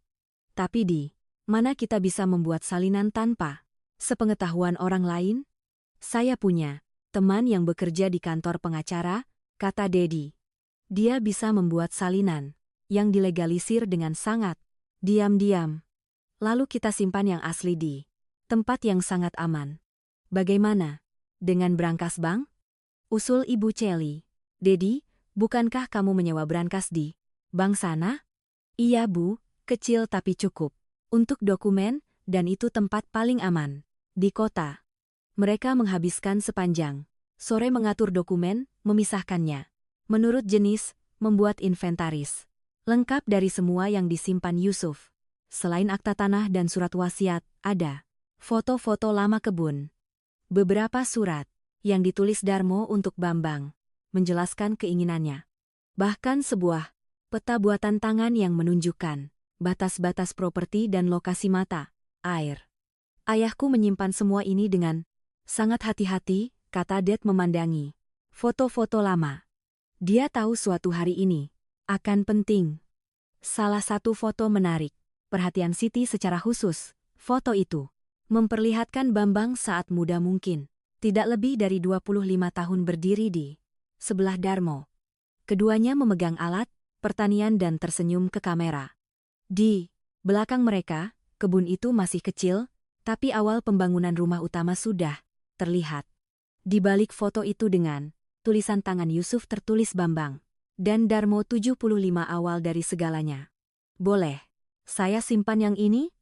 Tanya Siti, memegang foto dengan hati-hati. Tentu Ibu Siti, ayahku pasti ingin Ibu memilikinya. Setelah selesai mengatur semuanya, Ded mengantar Siti dan Wati kembali ke kota. Di perjalanan dia menjelaskan langkah selanjutnya. Besok pagi saya bawa dokumen-dokumen ini ke teman saya untuk dibuatkan salinan yang dilegalisir. Setelah itu saya simpan yang asli di brankas bank. Salinannya, kita bagi satu untuk ibu. Satu untuk saya, satu untuk ibu saya. Jadi, jika terjadi sesuatu pada satu salinan, kita masih punya yang lain. Lalu setelah itu, tanya Siti, setelah itu ibu butuh pengacara yang bagus, yang paham menangani penipuan dan sengketa properti. Saya tidak punya uang untuk pengacara mahal, Dedi. Saya tahu, tapi saya kenal seseorang yang bisa membantu, Dr. Renato Oliveira. Dia punya kantor kecil di sini di kota. Tarifnya tidak terlalu mahal dan kadang bahkan bekerja pro bono ketika melihat orang benar-benar membutuhkan dan memiliki alasan yang benar. Itu ketika pengacara bekerja tanpa bayaran untuk tujuan yang adil. Berpikir sejenak. Kira-kira dia mau menerima saya? Hanya ada satu cara untuk mengetahuinya. Besok setelah membuat salinan, kita bisa mampir ke kantornya. Jika ibu mau saya ikut bersama. Malam itu kembali ke rumah Wati. Siti hampir tidak bisa tidur lagi. Tapi kali ini, bukan karena keputusasaan, melainkan karena kecemasan yang penuh harap. Dia memiliki bukti di tangannya. Akhirnya, dia memiliki sesuatu yang konkret untuk diajukan. Dia memandangi foto Bambang, muda yang diterangi cahaya redup lampu, tidur di kamar kecil itu. Dia mengusap wajahnya dalam foto itu, mengenang pria yang dulu pendamping seumur hidupnya. Aku akan berhasil, Bambang, bisiknya pada foto itu. Aku akan buktikan kau, pria terhormat yang merawat tanah ini dengan cinta, dan akan kujaga apa yang kau dan ayahmu bangun. Foto itu seakan tersenyum balik terbeku dalam momen muda penuh harapan itu. Keesokan harinya, Ded datang pagi-pagi, bahkan sebelum matahari terbit. Sepenuhnya ia membawa map dokumen dan kopi panas untuk Siti. Selamat pagi, Ibu, siap memulai perjuangan yang sesungguhnya. Lebih siap dari sebelumnya, Dedi. Mereka pertama kali pergi ke kantor teman Dedi, seorang pengacara muda bernama Fitri yang bekerja di firma hukum kecil di pusat kota. Ia menyambut mereka dengan ramah, dan saat Ded menjelaskan situasinya, matanya berbinar-binar dengan geram. Ini keterlaluan, katanya memeriksa dokumen-dokumen itu. Dokumen-dokumen ini jelas asli. Lihat kualitas kertasnya, cap-cap dari masa itu tanda tangannya. Dan kalian bilang keponakan-keponakan itu mengajukan dokumen berbeda? Mereka mengaku berhak atas warisan sebagai cucu Mbah Darmo. Siti menjelaskan. Tapi di sini, dalam surat wasiat jelas tertulis, Mbah Darmo mewariskan semuanya untuk Bambang secara khusus mengecualikan anak-anak lainnya. Sekalipun mereka cucu sah, surat wasiat ini yang berlaku.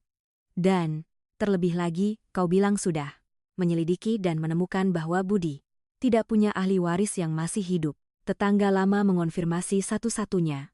Anak Budi meninggal saat kecil. Kalau begitu orang-orang itu bahkan tidak punya hak atas warisan yang mereka klaim. Ini pemalsuan dokumen. Fitri menghabiskan 2 jam berikutnya membuat salinan setiap dokumen, mengesahkannya satu persatu dengan kap dan tanda tangan yang diakui. Ia mengatur semuanya dalam map terpisah menjelaskan tujuan setiap set salinan. Set ini untuk ibu, katanya, pada Siti.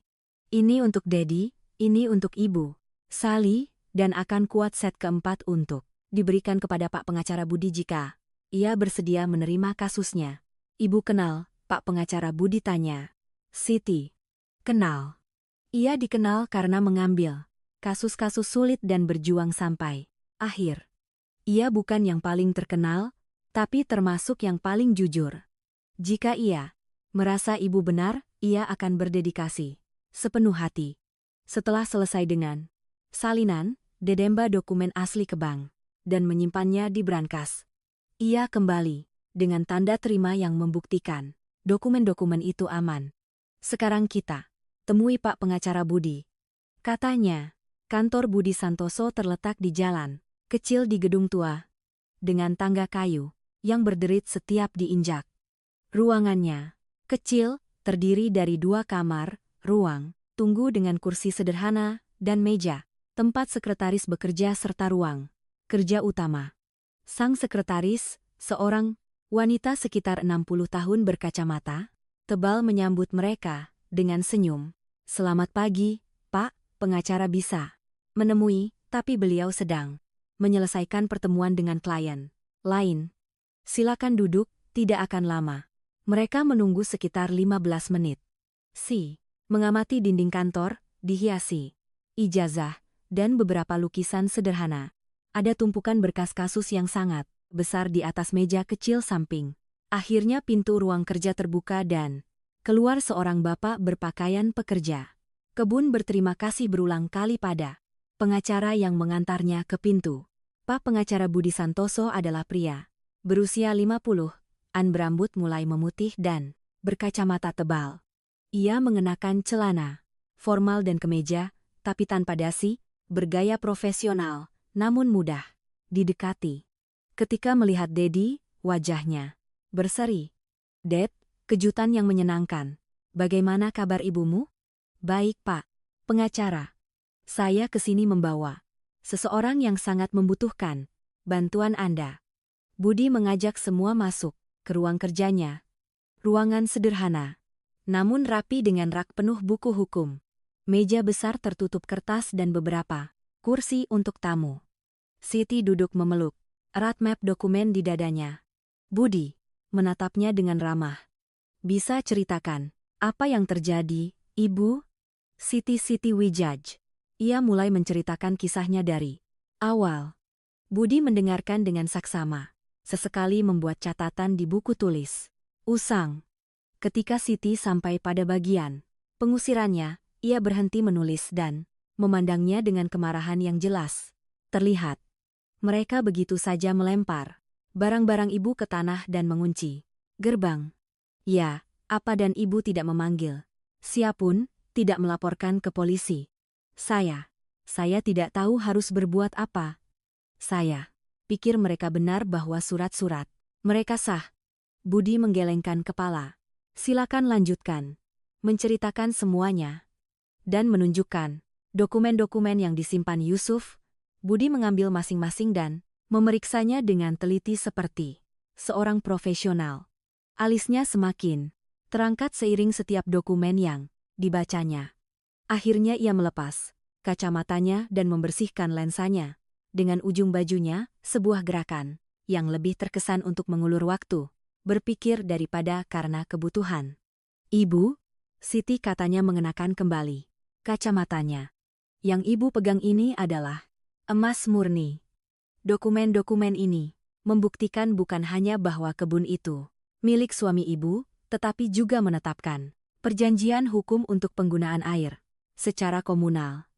Jika keponakan-keponakan ibu menjual properti ini kepada pengusaha yang memblokir akses ke mata air, mereka melanggar perjanjian yang terdaftar di kantor pertanahan hampir 50 tahun lalu. Jadi, saya bisa mendapatkan kembali kebun saya. Bahkan lebih dari itu, kita tidak hanya bisa membuktikan bahwa properti itu milik ibu, tetapi juga menghentikan penjualan apapun yang mengancam hak masyarakat atas air. Dan jika kita bisa membuktikan bahwa dokumen yang diajukan keponakan ibu palsu, mereka akan berurusan secara pidana karena pemalsuan." Siti merasakan air mata mengalir, air mata kelegaan, harapan yang kembali tumbuh. Tapi, Pak Pengacara, saya harus jujur pada Bapak. Saya tidak punya uang untuk membayar jasa Bapak. Untuk makan saja saya sulit. Budi menghela napas dan bersandar di kursinya. Ibu Siti, saya akan mengatakan sesuatu. Saya sudah menjadi pengacara selama 28 tahun. Saya melayani orang kaya, orang miskin, semua jenis orang.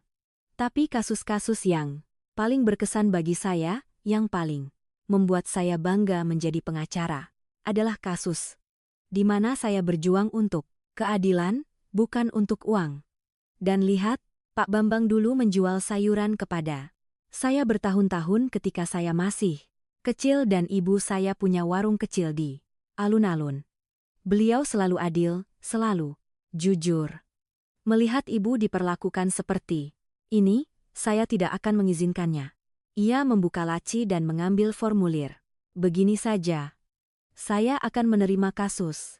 Ibu, biayanya akan kita cicil dengan angsuran sangat kecil yang ibu bayar sesuai kemampuan. Dan jika kita berhasil membuktikan penipuan keponakan ibu, mereka harus membayar semua biaya proses hukum plus ganti rugi atas penderitaan batin. Uang itu akan menutup honor saya dan masih tersisa untuk ibu. Yakin, Pak Pengacara? Sangat yakin. Tapi ibu perlu paham ini akan jadi perjuangan. Kita harus mengumpulkan saksi, melakukan pemeriksaan ahli. Mungkin berhadapan dengan pengacara mahal yang mereka sewa. Ini akan butuh kerja keras dan waktu lama.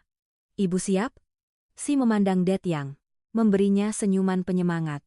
Lalu ia memandang yang mengangguk. Akhirnya ia menatap map berisi dokumen tempat foto Bambang di masa muda tersimpan. Saya siap berjuang untuk hak saya, Pak Pengacara, dan untuk hak masyarakat. Kalau begitu kita mulai sekarang juga. Budi menghabiskan sisa pagi itu menjelaskan prosesnya. Pertama, mereka perlu mengajukan gugatan yang mempertanyakan dokumen yang diajukan keponakan-keponakannya dan menyampaikan bukti-bukti yang dimiliki STI. Secara bersamaan mereka akan meminta putusan sementara untuk mencegah penjualan properti apapun sampai persoalan ini diselesaikan. Kita juga akan meminta pemeriksaan ahli grafologi pada dokumen yang mereka ajukan. Jelas Budi. Jika kita bisa buktikan tanda tangan itu dipalsukan atau tanggalnya diubah, kita sudah pegang kendali. Berapa lama semua ini? Tergantung. Jika kita beruntung dan hakimnya cepat, kita bisa dapatkan putusan sela dalam 1 atau 2 minggu. Proses penyelidikan ahli mungkin butuh sebulan. Seluruh perkara bisa memakan waktu 3 hingga 6 bulan jika semuanya berjalan lancar. 6 bulan gumam Siti terasa seperti keabadian. Aku tahu itu terasa lama, tapi itulah waktu yang dibutuhkan untuk melakukan segalanya dengan benar secara hukum. Kabar baiknya adalah begitu kita dapatkan putusan sel keponakanmu tidak akan bisa menjual apun. Dan jika mereka sudah membuat kontrak pendahuluan dengan para pengusaha, kontrak itu akan ditangguhkan. Renato segera mulai menyiapkan dokumen-dokumen yang diperlukan. Ia meminta Siti membuat daftar semua orang yang mengenal dirinya dan Bambang yang membeli dari kebun yang menggunakan air dari mata air. Aku butuh nama, alamat jika mungkin, dan apa yang bisa disaksikan masing-masing. Semakin banyak saksi yang kita punya, semakin kuat kasus kita. Siti menghabiskan beberapa jam berikutnya di kantor menyusun daftar itu. Setiap nama yang ia tuliskan membawa kenangan. Pak Benedito, yang menggunakan airnya sejak kecil. Ibu Helena yang membeli sayuran selama 30 tahun. Pak Mario yang pernah bekerja sebagai penjaga rumah. Nenek Tere yang tahu seluruh sejarah keluarga Wijaja. Daftarnya bertambah panjang dan harapan pun ikut tumbuh. Ketika mereka keluar dari kantor, hari sudah sore. Dedi menawarkan tumpangan untuk Siti dan Wati. Tetapi sebelum mengantar mereka pulang, ia mengambil jalan memutar. Ada sesuatu yang ingin kuperlihatkan, katanya. Ia menyetir ke sebuah titik tinggi di pinggiran kota yang memberikan pemandangan luas atas kawasan itu. Dari sana kebun Siti terlihat dari kejauhan. Ladang-ladangnya, pepohonan, bahkan rumah utamanya. Lihatlah Ibu Siti Det menunjuk tanah itu, adalah milik ibu, warisan suami ibu, mertua ibu dan sekarang milik ibu dan kita akan membuktikannya pada semua. Orang memandang ke arah kebun yang jauh. Itu. Air matanya mengaburkan pandangan. Terasa begitu jauh begitu tak terjangkau. Tapi untuk pertama kalinya, sejak diusir, ia merasa ada jalan untuk kembali. Kita pasti bisa, katanya, menyeka air mata.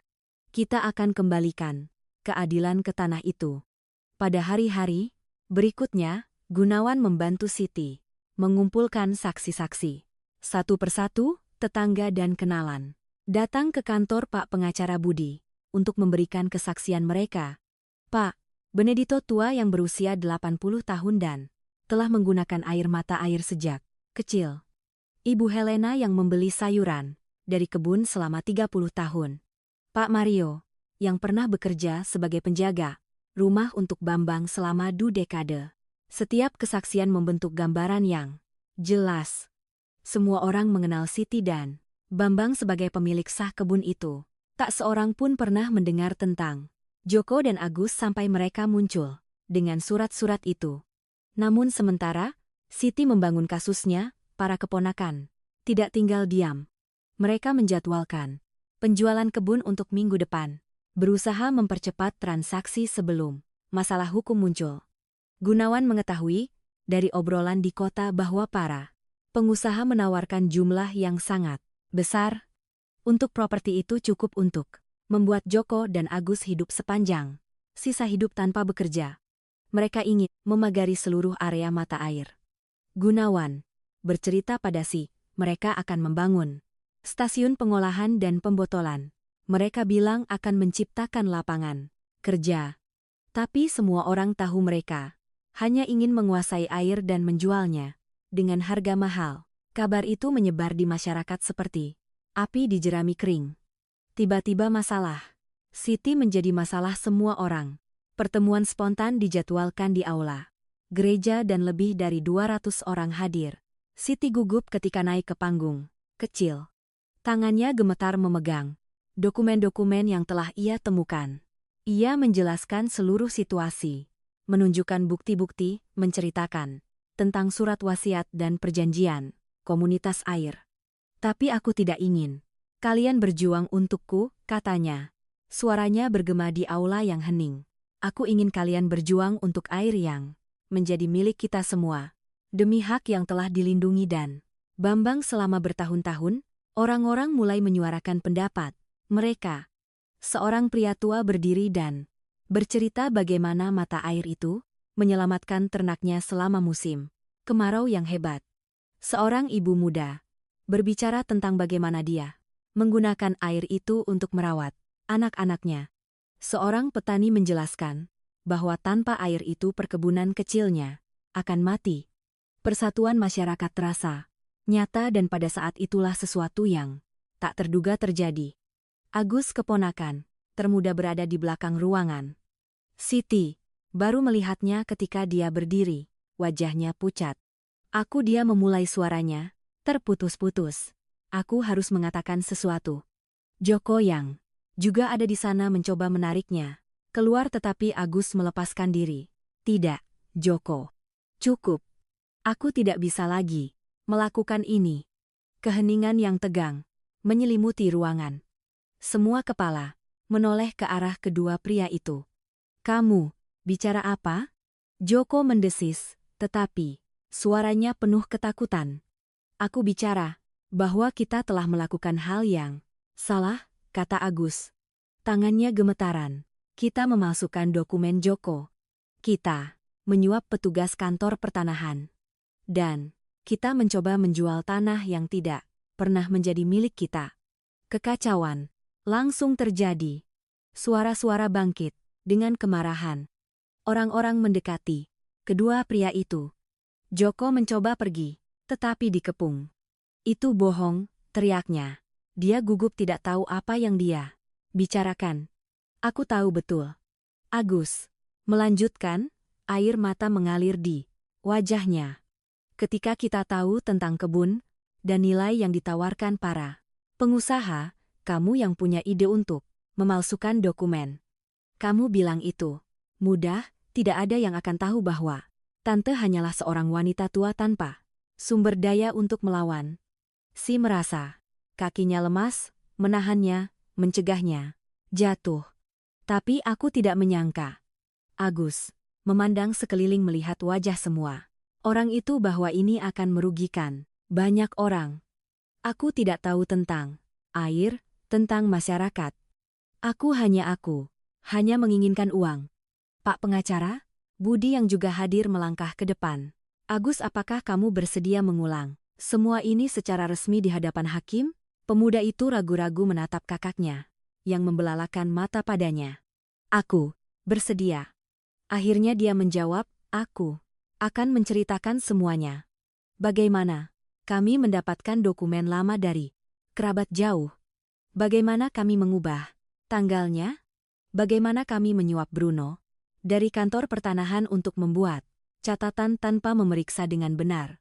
Joko mencoba menyerang adiknya, tetapi ditahan oleh beberapa pria dari masyarakat. Dia berteriak mengancam, tetapi tidak ada yang mendengarkannya.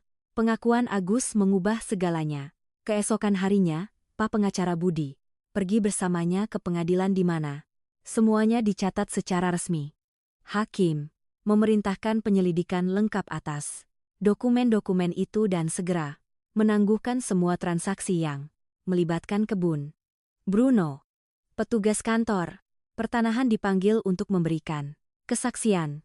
Di hadapan bukti dan pengakuan Agus, dia juga mengaku telah disuap. Dia menjelaskan bahwa Joko mendatanginya dengan sejumlah uang yang besar dan ancaman jika tidak mau bekerja sama.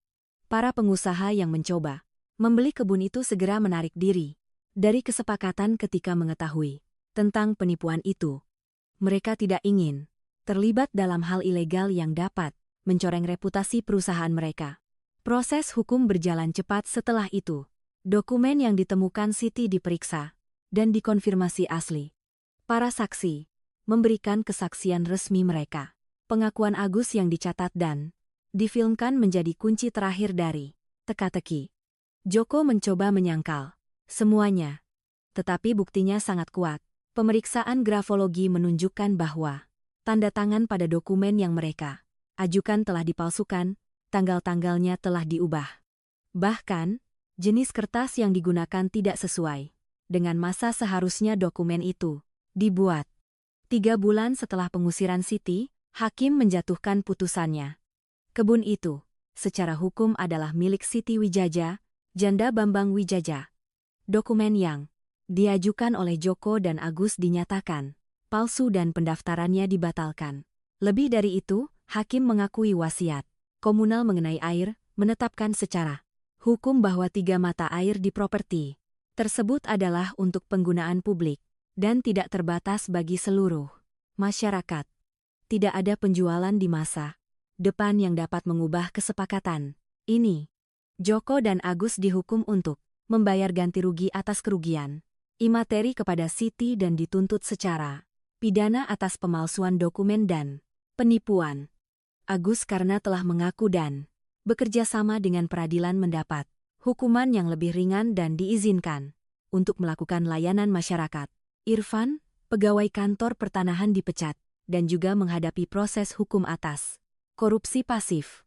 Pendengar tercinta, jika Anda menikmati ceritanya silakan tinggalkan like dan terutama subscribe ke channel ini, sangat membantu kami yang baru memulai. Sekarang lanjut. Pada hari ketika Siti akhirnya bisa kembali ke rumahnya, seluruh masyarakat ada di sana untuk menyambutnya. Gunawan mengatur pesta sederhana di halaman dengan makanan yang dibawa oleh setiap keluarga. Ada kue, makanan ringan, minuman soda, dan banyak kebahagiaan. Siti memasuki rumah yang telah menjadi miliknya selama bertahun-tahun, merasakan setiap ruangan, setiap aroma, setiap kenangan. Semuanya persis seperti yang dia tinggalkan. Karena Joko dan Agus hampir tidak pernah tinggal di sana. Mereka hanya menggunakan satu kamar dan menghabiskan sebagian besar waktu di luar. Menghabiskan uang yang belum mereka terima. Dia meletakkan kendi keramik kembali di tempatnya di dapur di rak yang sama tempatnya selama beberapa dekade. Retakan yang hampir tidak diperbaiki tampak lebih indah sekarang. Sebuah tanda ketahanan dan kelangsungan hidup. Namun sementara semua merayakan kemenangannya, Siti tenggelam dalam pikiran. Malam itu setelah semua orang pergi, dia memanggil Wati, Gunawan, Dedi, Ibu Celi, dan Pak Pengacara Budi untuk berbicara. Aku banyak berpikir. Dalam beberapa bulan terakhir ini dia mulai menyajikan kopi untuk semua. Tentang apa arti tanah ini. Tentang apa yang sebenarnya diinginkan Bambang dan Darmo. Ibu Siti, ibu telah mendapatkan kembali apa yang menjadi milik ibu. Kata Gunawan, ibu bisa hidup dengan damai. Sekarang, tapi apakah ini hanya milikku? Dia bertanya. Ketika aku melihat aula, itu penuh dengan orang, ketika aku mendengar cerita tentang bagaimana air dari kebun ini membantu begitu banyak orang, aku menyadari sesuatu. Bambang selalu mengatakan bahwa tanah bukan milik siapapun, bahwa kitalah yang menjadi miliknya, bahwa kita hanyalah penjaga. Sementara, apa yang ibu maksud? Tanya Dedi. Maksudku aku akan melakukan apa yang selalu diinginkan suamiku dan ayah mertuaku, tetapi dalam skala yang lebih besar. Aku tidak hanya akan menjaga akses bebas ke air. Aku akan mengubah kebun ini menjadi koperasi masyarakat. Keheningan yang terkejut. Sebuah koperasi budi bersandar ke depan. Ya, di mana semua penduduk daerah yang ingin berpartisipasi memiliki suara dalam keputusan. Di mana produksi dibagikan dan keuntungan dibagi secara adil. Di mana tanah dirawat secara kolektif dan dilestarikan untuk generasi mendatang. Tapi ibu akan kehilangan kepemilikan. Wati mengingatkan khawatir aku tidak akan kehilangan, aku akan berbagi. Ada perbedaan tersenyum. Aku bisa terus tinggal di rumah mengurus segala sesuatu, seperti yang selalu kulakukan. Tapi, bukan sebagai pemilik mutlak, melainkan sebagai penjaga, sebagai bagian dari sesuatu yang lebih besar. Gagasan itu revolusioner bagi komunitas pedesaan kecil itu. Namun semakin Siti menjelaskan, semakin masuk akal. Mata air akan dilindungi secara hukum sebagai warisan kolektif. Dia melanjutkan tidak hanya untuk penggunaan bebas, tetapi dengan rencana pelestarian. Kita akan menanam lebih banyak pohon di sekitarnya, menjaga agar tidak tercemar, memastikan mereka tetap melimpah. Produksi pertanian, tanya Gunawan. Kita akan memutuskan bersama apa yang ditanam, kapan menanam, bagaimana menjual. Mereka yang ingin bekerja di tanah akan mendapat bagian mereka untuk dibudidayakan. Mereka yang lebih suka berkontribusi dengan cara lain dapat membantu dengan alat pengetahuan pemasaran masing-masing sesuai kemampuannya.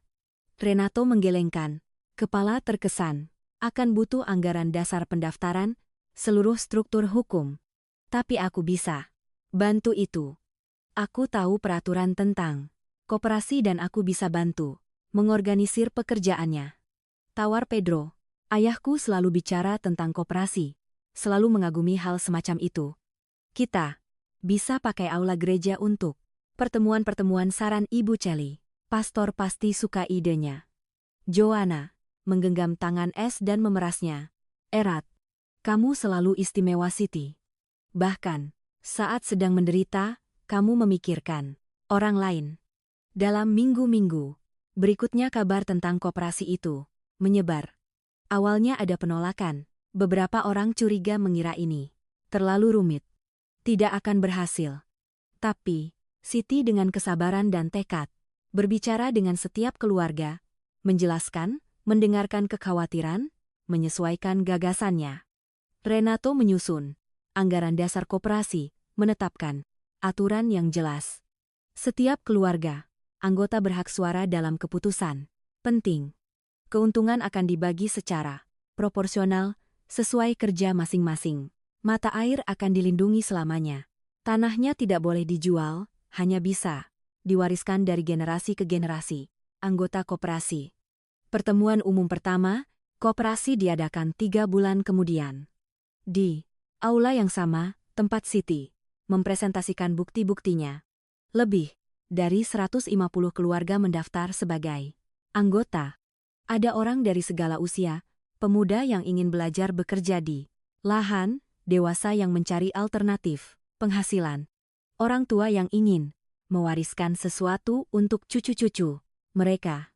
Si terpilih secara aklamasi sebagai ketua pertama koperasi, tapi dia bersih keras. Masa jabatannya hanya tahun, dengan kemungkinan pemilihan ulang yang terbatas. Dia tidak ingin proyek ini hanya bergantung padanya. Ini harus bisa bertahan tanpa aku, katanya dalam pidato pelantikannya. Harus tumbuh dan kuat agar 20, 30, 50 tahun lagi, komunitas ini tetap bersatu dan sejahtera. Koperasi itu mulai dari skala kecil. Mereka membagi kebun menjadi sektor-sektor, area budidaya sayuran, area perkebunan buah, area padang rumput, untuk peternakan, area pelestarian di sekitar mata air. Setiap sektor memiliki seorang koordinator terpilih, bertanggung jawab mengatur pekerjaan dan melapor dalam pertemuan bulanan. Beberapa bulan pertama adalah masa belajar. Beberapa anggota menanam terlalu banyak, yang lain terlalu sedikit. Ada kesalahpahaman tentang metode perdebatan tentang investasi, tapi setiap ada masalah mereka berkumpul, berdiskusi, dan menemukan solusi bersama. Gunawan menggunakan kontak bisnisnya untuk menjalin kemitraan dengan pasar dan pekan raya di daerah itu. Produksi koperasi karena organik dan berkualitas mulai mendapat reputasi baik. Mereka bisa dapat harga lebih baik dibanding ketika masing-masing menjual sendiri. Dedi membawa perbaikan teknis memasang sistem irigasi efisien yang menggunakan air dari mata air tanpa pemborosan, mengajarkan tentang kompos dan pemupukan alami. Produktivitas meningkat tanpa merusak lingkungan. Ibu Celi mengorganisir kelompok perempuan yang membuat acar, selai, dan manisan dari buah-buahan kebun. Produk kerajinan ini menjadi sukses di pekan raya, menghasilkan pendapatan tambahan untuk keluarga-keluarga. Anak-anak komunitas mulai mengunjungi kebun dalam pelajaran pendidikan lingkungan. Mereka belajar tentang pelestarian mata air, siklus tanam, pentingnya pertanian keluarga. Siti senang sekali menerima anak-anak kecil bercerita tentang bagaimana dia dan Bambang merawat tanahnya. Setahun setelah pembentukan koperasi, mereka mendapat keuntungan besar pertama. Pertemuan untuk memutuskan bagaimana membagi uangnya sangat mengharukan. Ada yang ingin membagikan semuanya ke anggota. Yang lain menyarankan menginvestasikan kembali di kebun. Si mengusulkan solusi tengah. 60% dibagi untuk pekerja, 30% diinvestasikan kembali untuk perbaikan, dan 10% disimpan untuk keadaan darurat. Usulan disetujui oleh mayoritas. Setiap keluarga menerima sejumlah uang yang, meski bukan kekayaan, membantu biaya sekolah, obat-obatan, perbaikan kecil di rumah. Namun kesuksesan sejati koperasi tidak diukur dengan uang. Diukur dari anak-anak yang kini punya tempat bermain aman, dari para pemuda yang tak perlu lagi pergi ke kota mencari pekerjaan, dari para lansia yang merasa berguna dan dihargai. Juga diukur dari pelestarian lingkungan, mata air yang sebelumnya terancam privatisasi dan eksploitasi komersial, kini dikelilingi hutan kecil yang ditanam para anggota koperasi. Air tetap melimpah dan bersih. Tak hanya melayani masyarakat, tetapi juga menarik burung dan satwa liar yang telah bertahun-tahun menghilang dari wilayah tersebut. Agus, setelah menjalani hukuman kerja sosial, meminta bergabung dengan koperasi. Awalnya ada penolakan, tapi Siti membela bahwa semua orang pantas mendapat kesempatan kedua. Dia mengakui kesalahan, sudah membayar harganya dan ingin memulai kembali, ujarnya. Kalau kita tidak memberi kesempatan ini, komunitas macam apa kita? Ini? Agus diterima tapi dengan syarat. Mengerjakan tugas-tugas terberat selama masa percobaan. Dia menerima tanpa mengeluh, berdedikasi dengan sungguh-sungguh. Seiring waktu, dedikasinya mengalahkan kecurigaan dan dia menjadi anggota yang dihormati. Joko, di sisi lain tak pernah menerima kekalahan. Dia menjalani hukumannya dengan kepahitan, lalu meninggalkan daerah itu. Bersumpah tak akan kembali. Si kadang memikirkannya, merasakan campuran rasa kasihan dan kelegaan. Tahun setelah pembentukan koperasi, Siti memutuskan tidak mencalonkan diri lagi sebagai ketua. Dia merasa penting suara lain yang memimpin bahwa proyek ini tidak bergantung padanya. Dedi terpilih sebagai ketua baru membawa energi muda dan ide-ide inovatif. Siti kemudian menjadi penasihat kehormatan mengikuti rapat namun menyerahkan keputusan kepada generasi baru itu membebaskan. Dia akhirnya bisa duduk di teras rumahnya, memandang tanah yang sangat dicintainya, dan tahu bahwa semuanya berada di tangan yang baik. Bukan hanya di tangannya, tetapi di tangan seluruh masyarakat yang telah belajar merawat, berbagi, dan melestarikan. Rian, putranya akhirnya mengunjunginya. Hampir 3 tahun telah berlalu sejak terakhir kali mereka bertemu. Dia datang dengan istri dan 2 anak kecil. Malu karena telah lama tak datang. "Ibu, aku tahu apa yang terjadi," katanya memeluknya lama. "Aku tahu tentang perjuangan koperasi. Semuanya.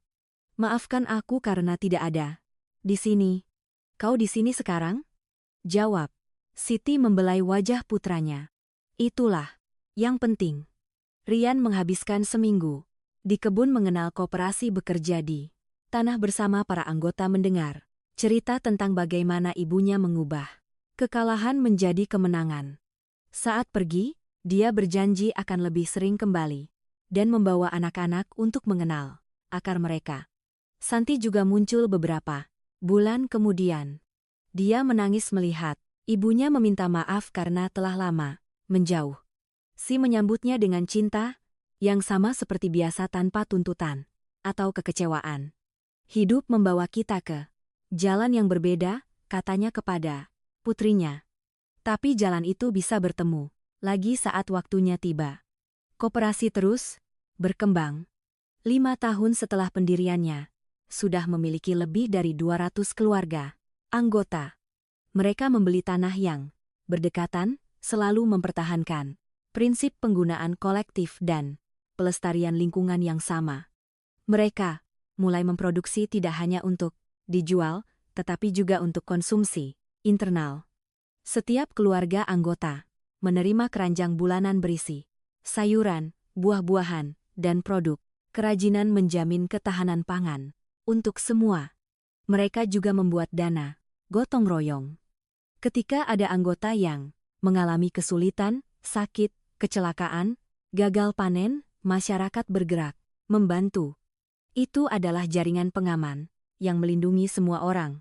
Kisah koperasi mulai menarik perhatian. Wartawan dari kota-kota besar datang untuk membuat liputan. Mahasiswa meminta izin untuk melakukan penelitian.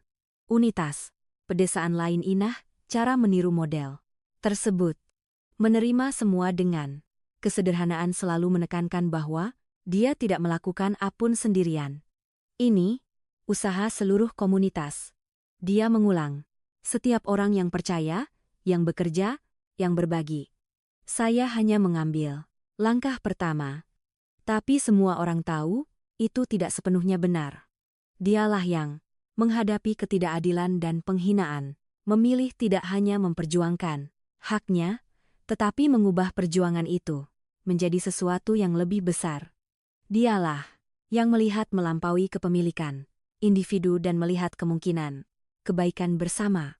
Pada malam-malam yang tenang duduk di beranda dengan kendi keramik abadi di sampingnya, Siti memikirkan Bambang. Dia merasa dia akan menyetujui apa yang telah dilakukannya. Lebih dari itu, dia merasa dia ada di sana dalam suatu bentuk, di tanah yang mereka cintai, di pohon-pohon yang mereka tanam bersama, di air mata air yang terus mengalir deras. Kendi keramik itu dengan retakannya yang sulit diperbaiki telah menjadi simbol koperasi. Mereka membuat replika besarnya yang ditempatkan di pintu masuk kebun dengan sebuah plakat. Seperti kendi ini, kami juga memiliki retakan. Kami. Tetapi bersama-sama kami tetap berguna dan kuat. Siti merayakan ulang tahun ke-78, dikelilingi oleh lebih dari 300 orang, dalam pesta yang diadakan koperasi. Ada makanan berlimpah, musik, tarian, dan banyak pidato yang mengharukan. Det yang sudah menjabat ketiga kalinya sebagai ketua merangkum semua yang telah mereka capai. Koperasi kini memiliki sekolah sendiri untuk anak-anak anggota. Puskesmas bekerja sama dengan pemerintah, daerah, perpustakaan komunitas, bahkan museum kecil yang menceritakan sejarah perjuangan atas tanah. Dan semua ini tidak akan ada tanpa keberanian seorang perempuan, katanya menunjuk ke Siti. Seorang perempuan yang diusir dari rumahnya, dihina, diejek, tapi yang tidak menyerah. Yang berjuang bukan hanya untuk dirinya, tetapi untuk kita semua. Siti berdiri untuk berbicara, bersandar pada tongkat yang kini digunakannya. Tangannya gemetar sedikit, lebih kuat. Rambutnya sudah sepenuhnya putih, tapi matanya tetap memiliki tekad yang sama seperti biasa. Saya belajar banyak hal selama tahun-tahun ini. Dia memulai, suaranya masih tegas. Saya belajar bahwa tanah tidak dimiliki, tapi dirawat. Saya belajar bahwa komunitas lebih kuat daripada individu manapun. Saya belajar bahwa berbagi melipat gandakan sementara menimbun memecah belah. Dia berhenti sejenak memandang semua wajah yang dikenalnya itu. Ketika saya diusir dari sini, saya pikir saya telah kehilangan segalanya. Rumah saya, sejarah saya, masa depan saya. Tapi saya menemukan bahwa saya telah menyimpan rahasia terbesar tanpa sadar. Rahasia bahwa bersama-sama kita tak terkalahkan. Bahwa ketika kita membagi beban semua, berjalan lebih ringan. Bahwa kekayaan sejati bukan terletak pada apa yang kita miliki, tetapi pada apa yang kita bangun bersama. Tepuk tangan bergema panjang dan mengharukan. Banyak yang menangis terbuka, termasuk Agus yang telah menjadi salah satu pekerja paling berdedikasi di koperasi. Wati yang sudah 80 tahun, tetapi masih aktif memeluk temannya. Kamu telah mengubah banyak kehidupan, Siti, termasuk hidupku. Kita yang mengubah, Wati. Kita semua bersama-sama. Pesta berlanjut hingga malam dengan api unggun menyala di halaman. Pemain biola memainkan lagu-lagu lama dan anak-anak berlarian di antara orang dewasa. Ini adalah perayaan bukan hanya ulang tahun Si, tetapi semua yang telah mereka bangun bersama.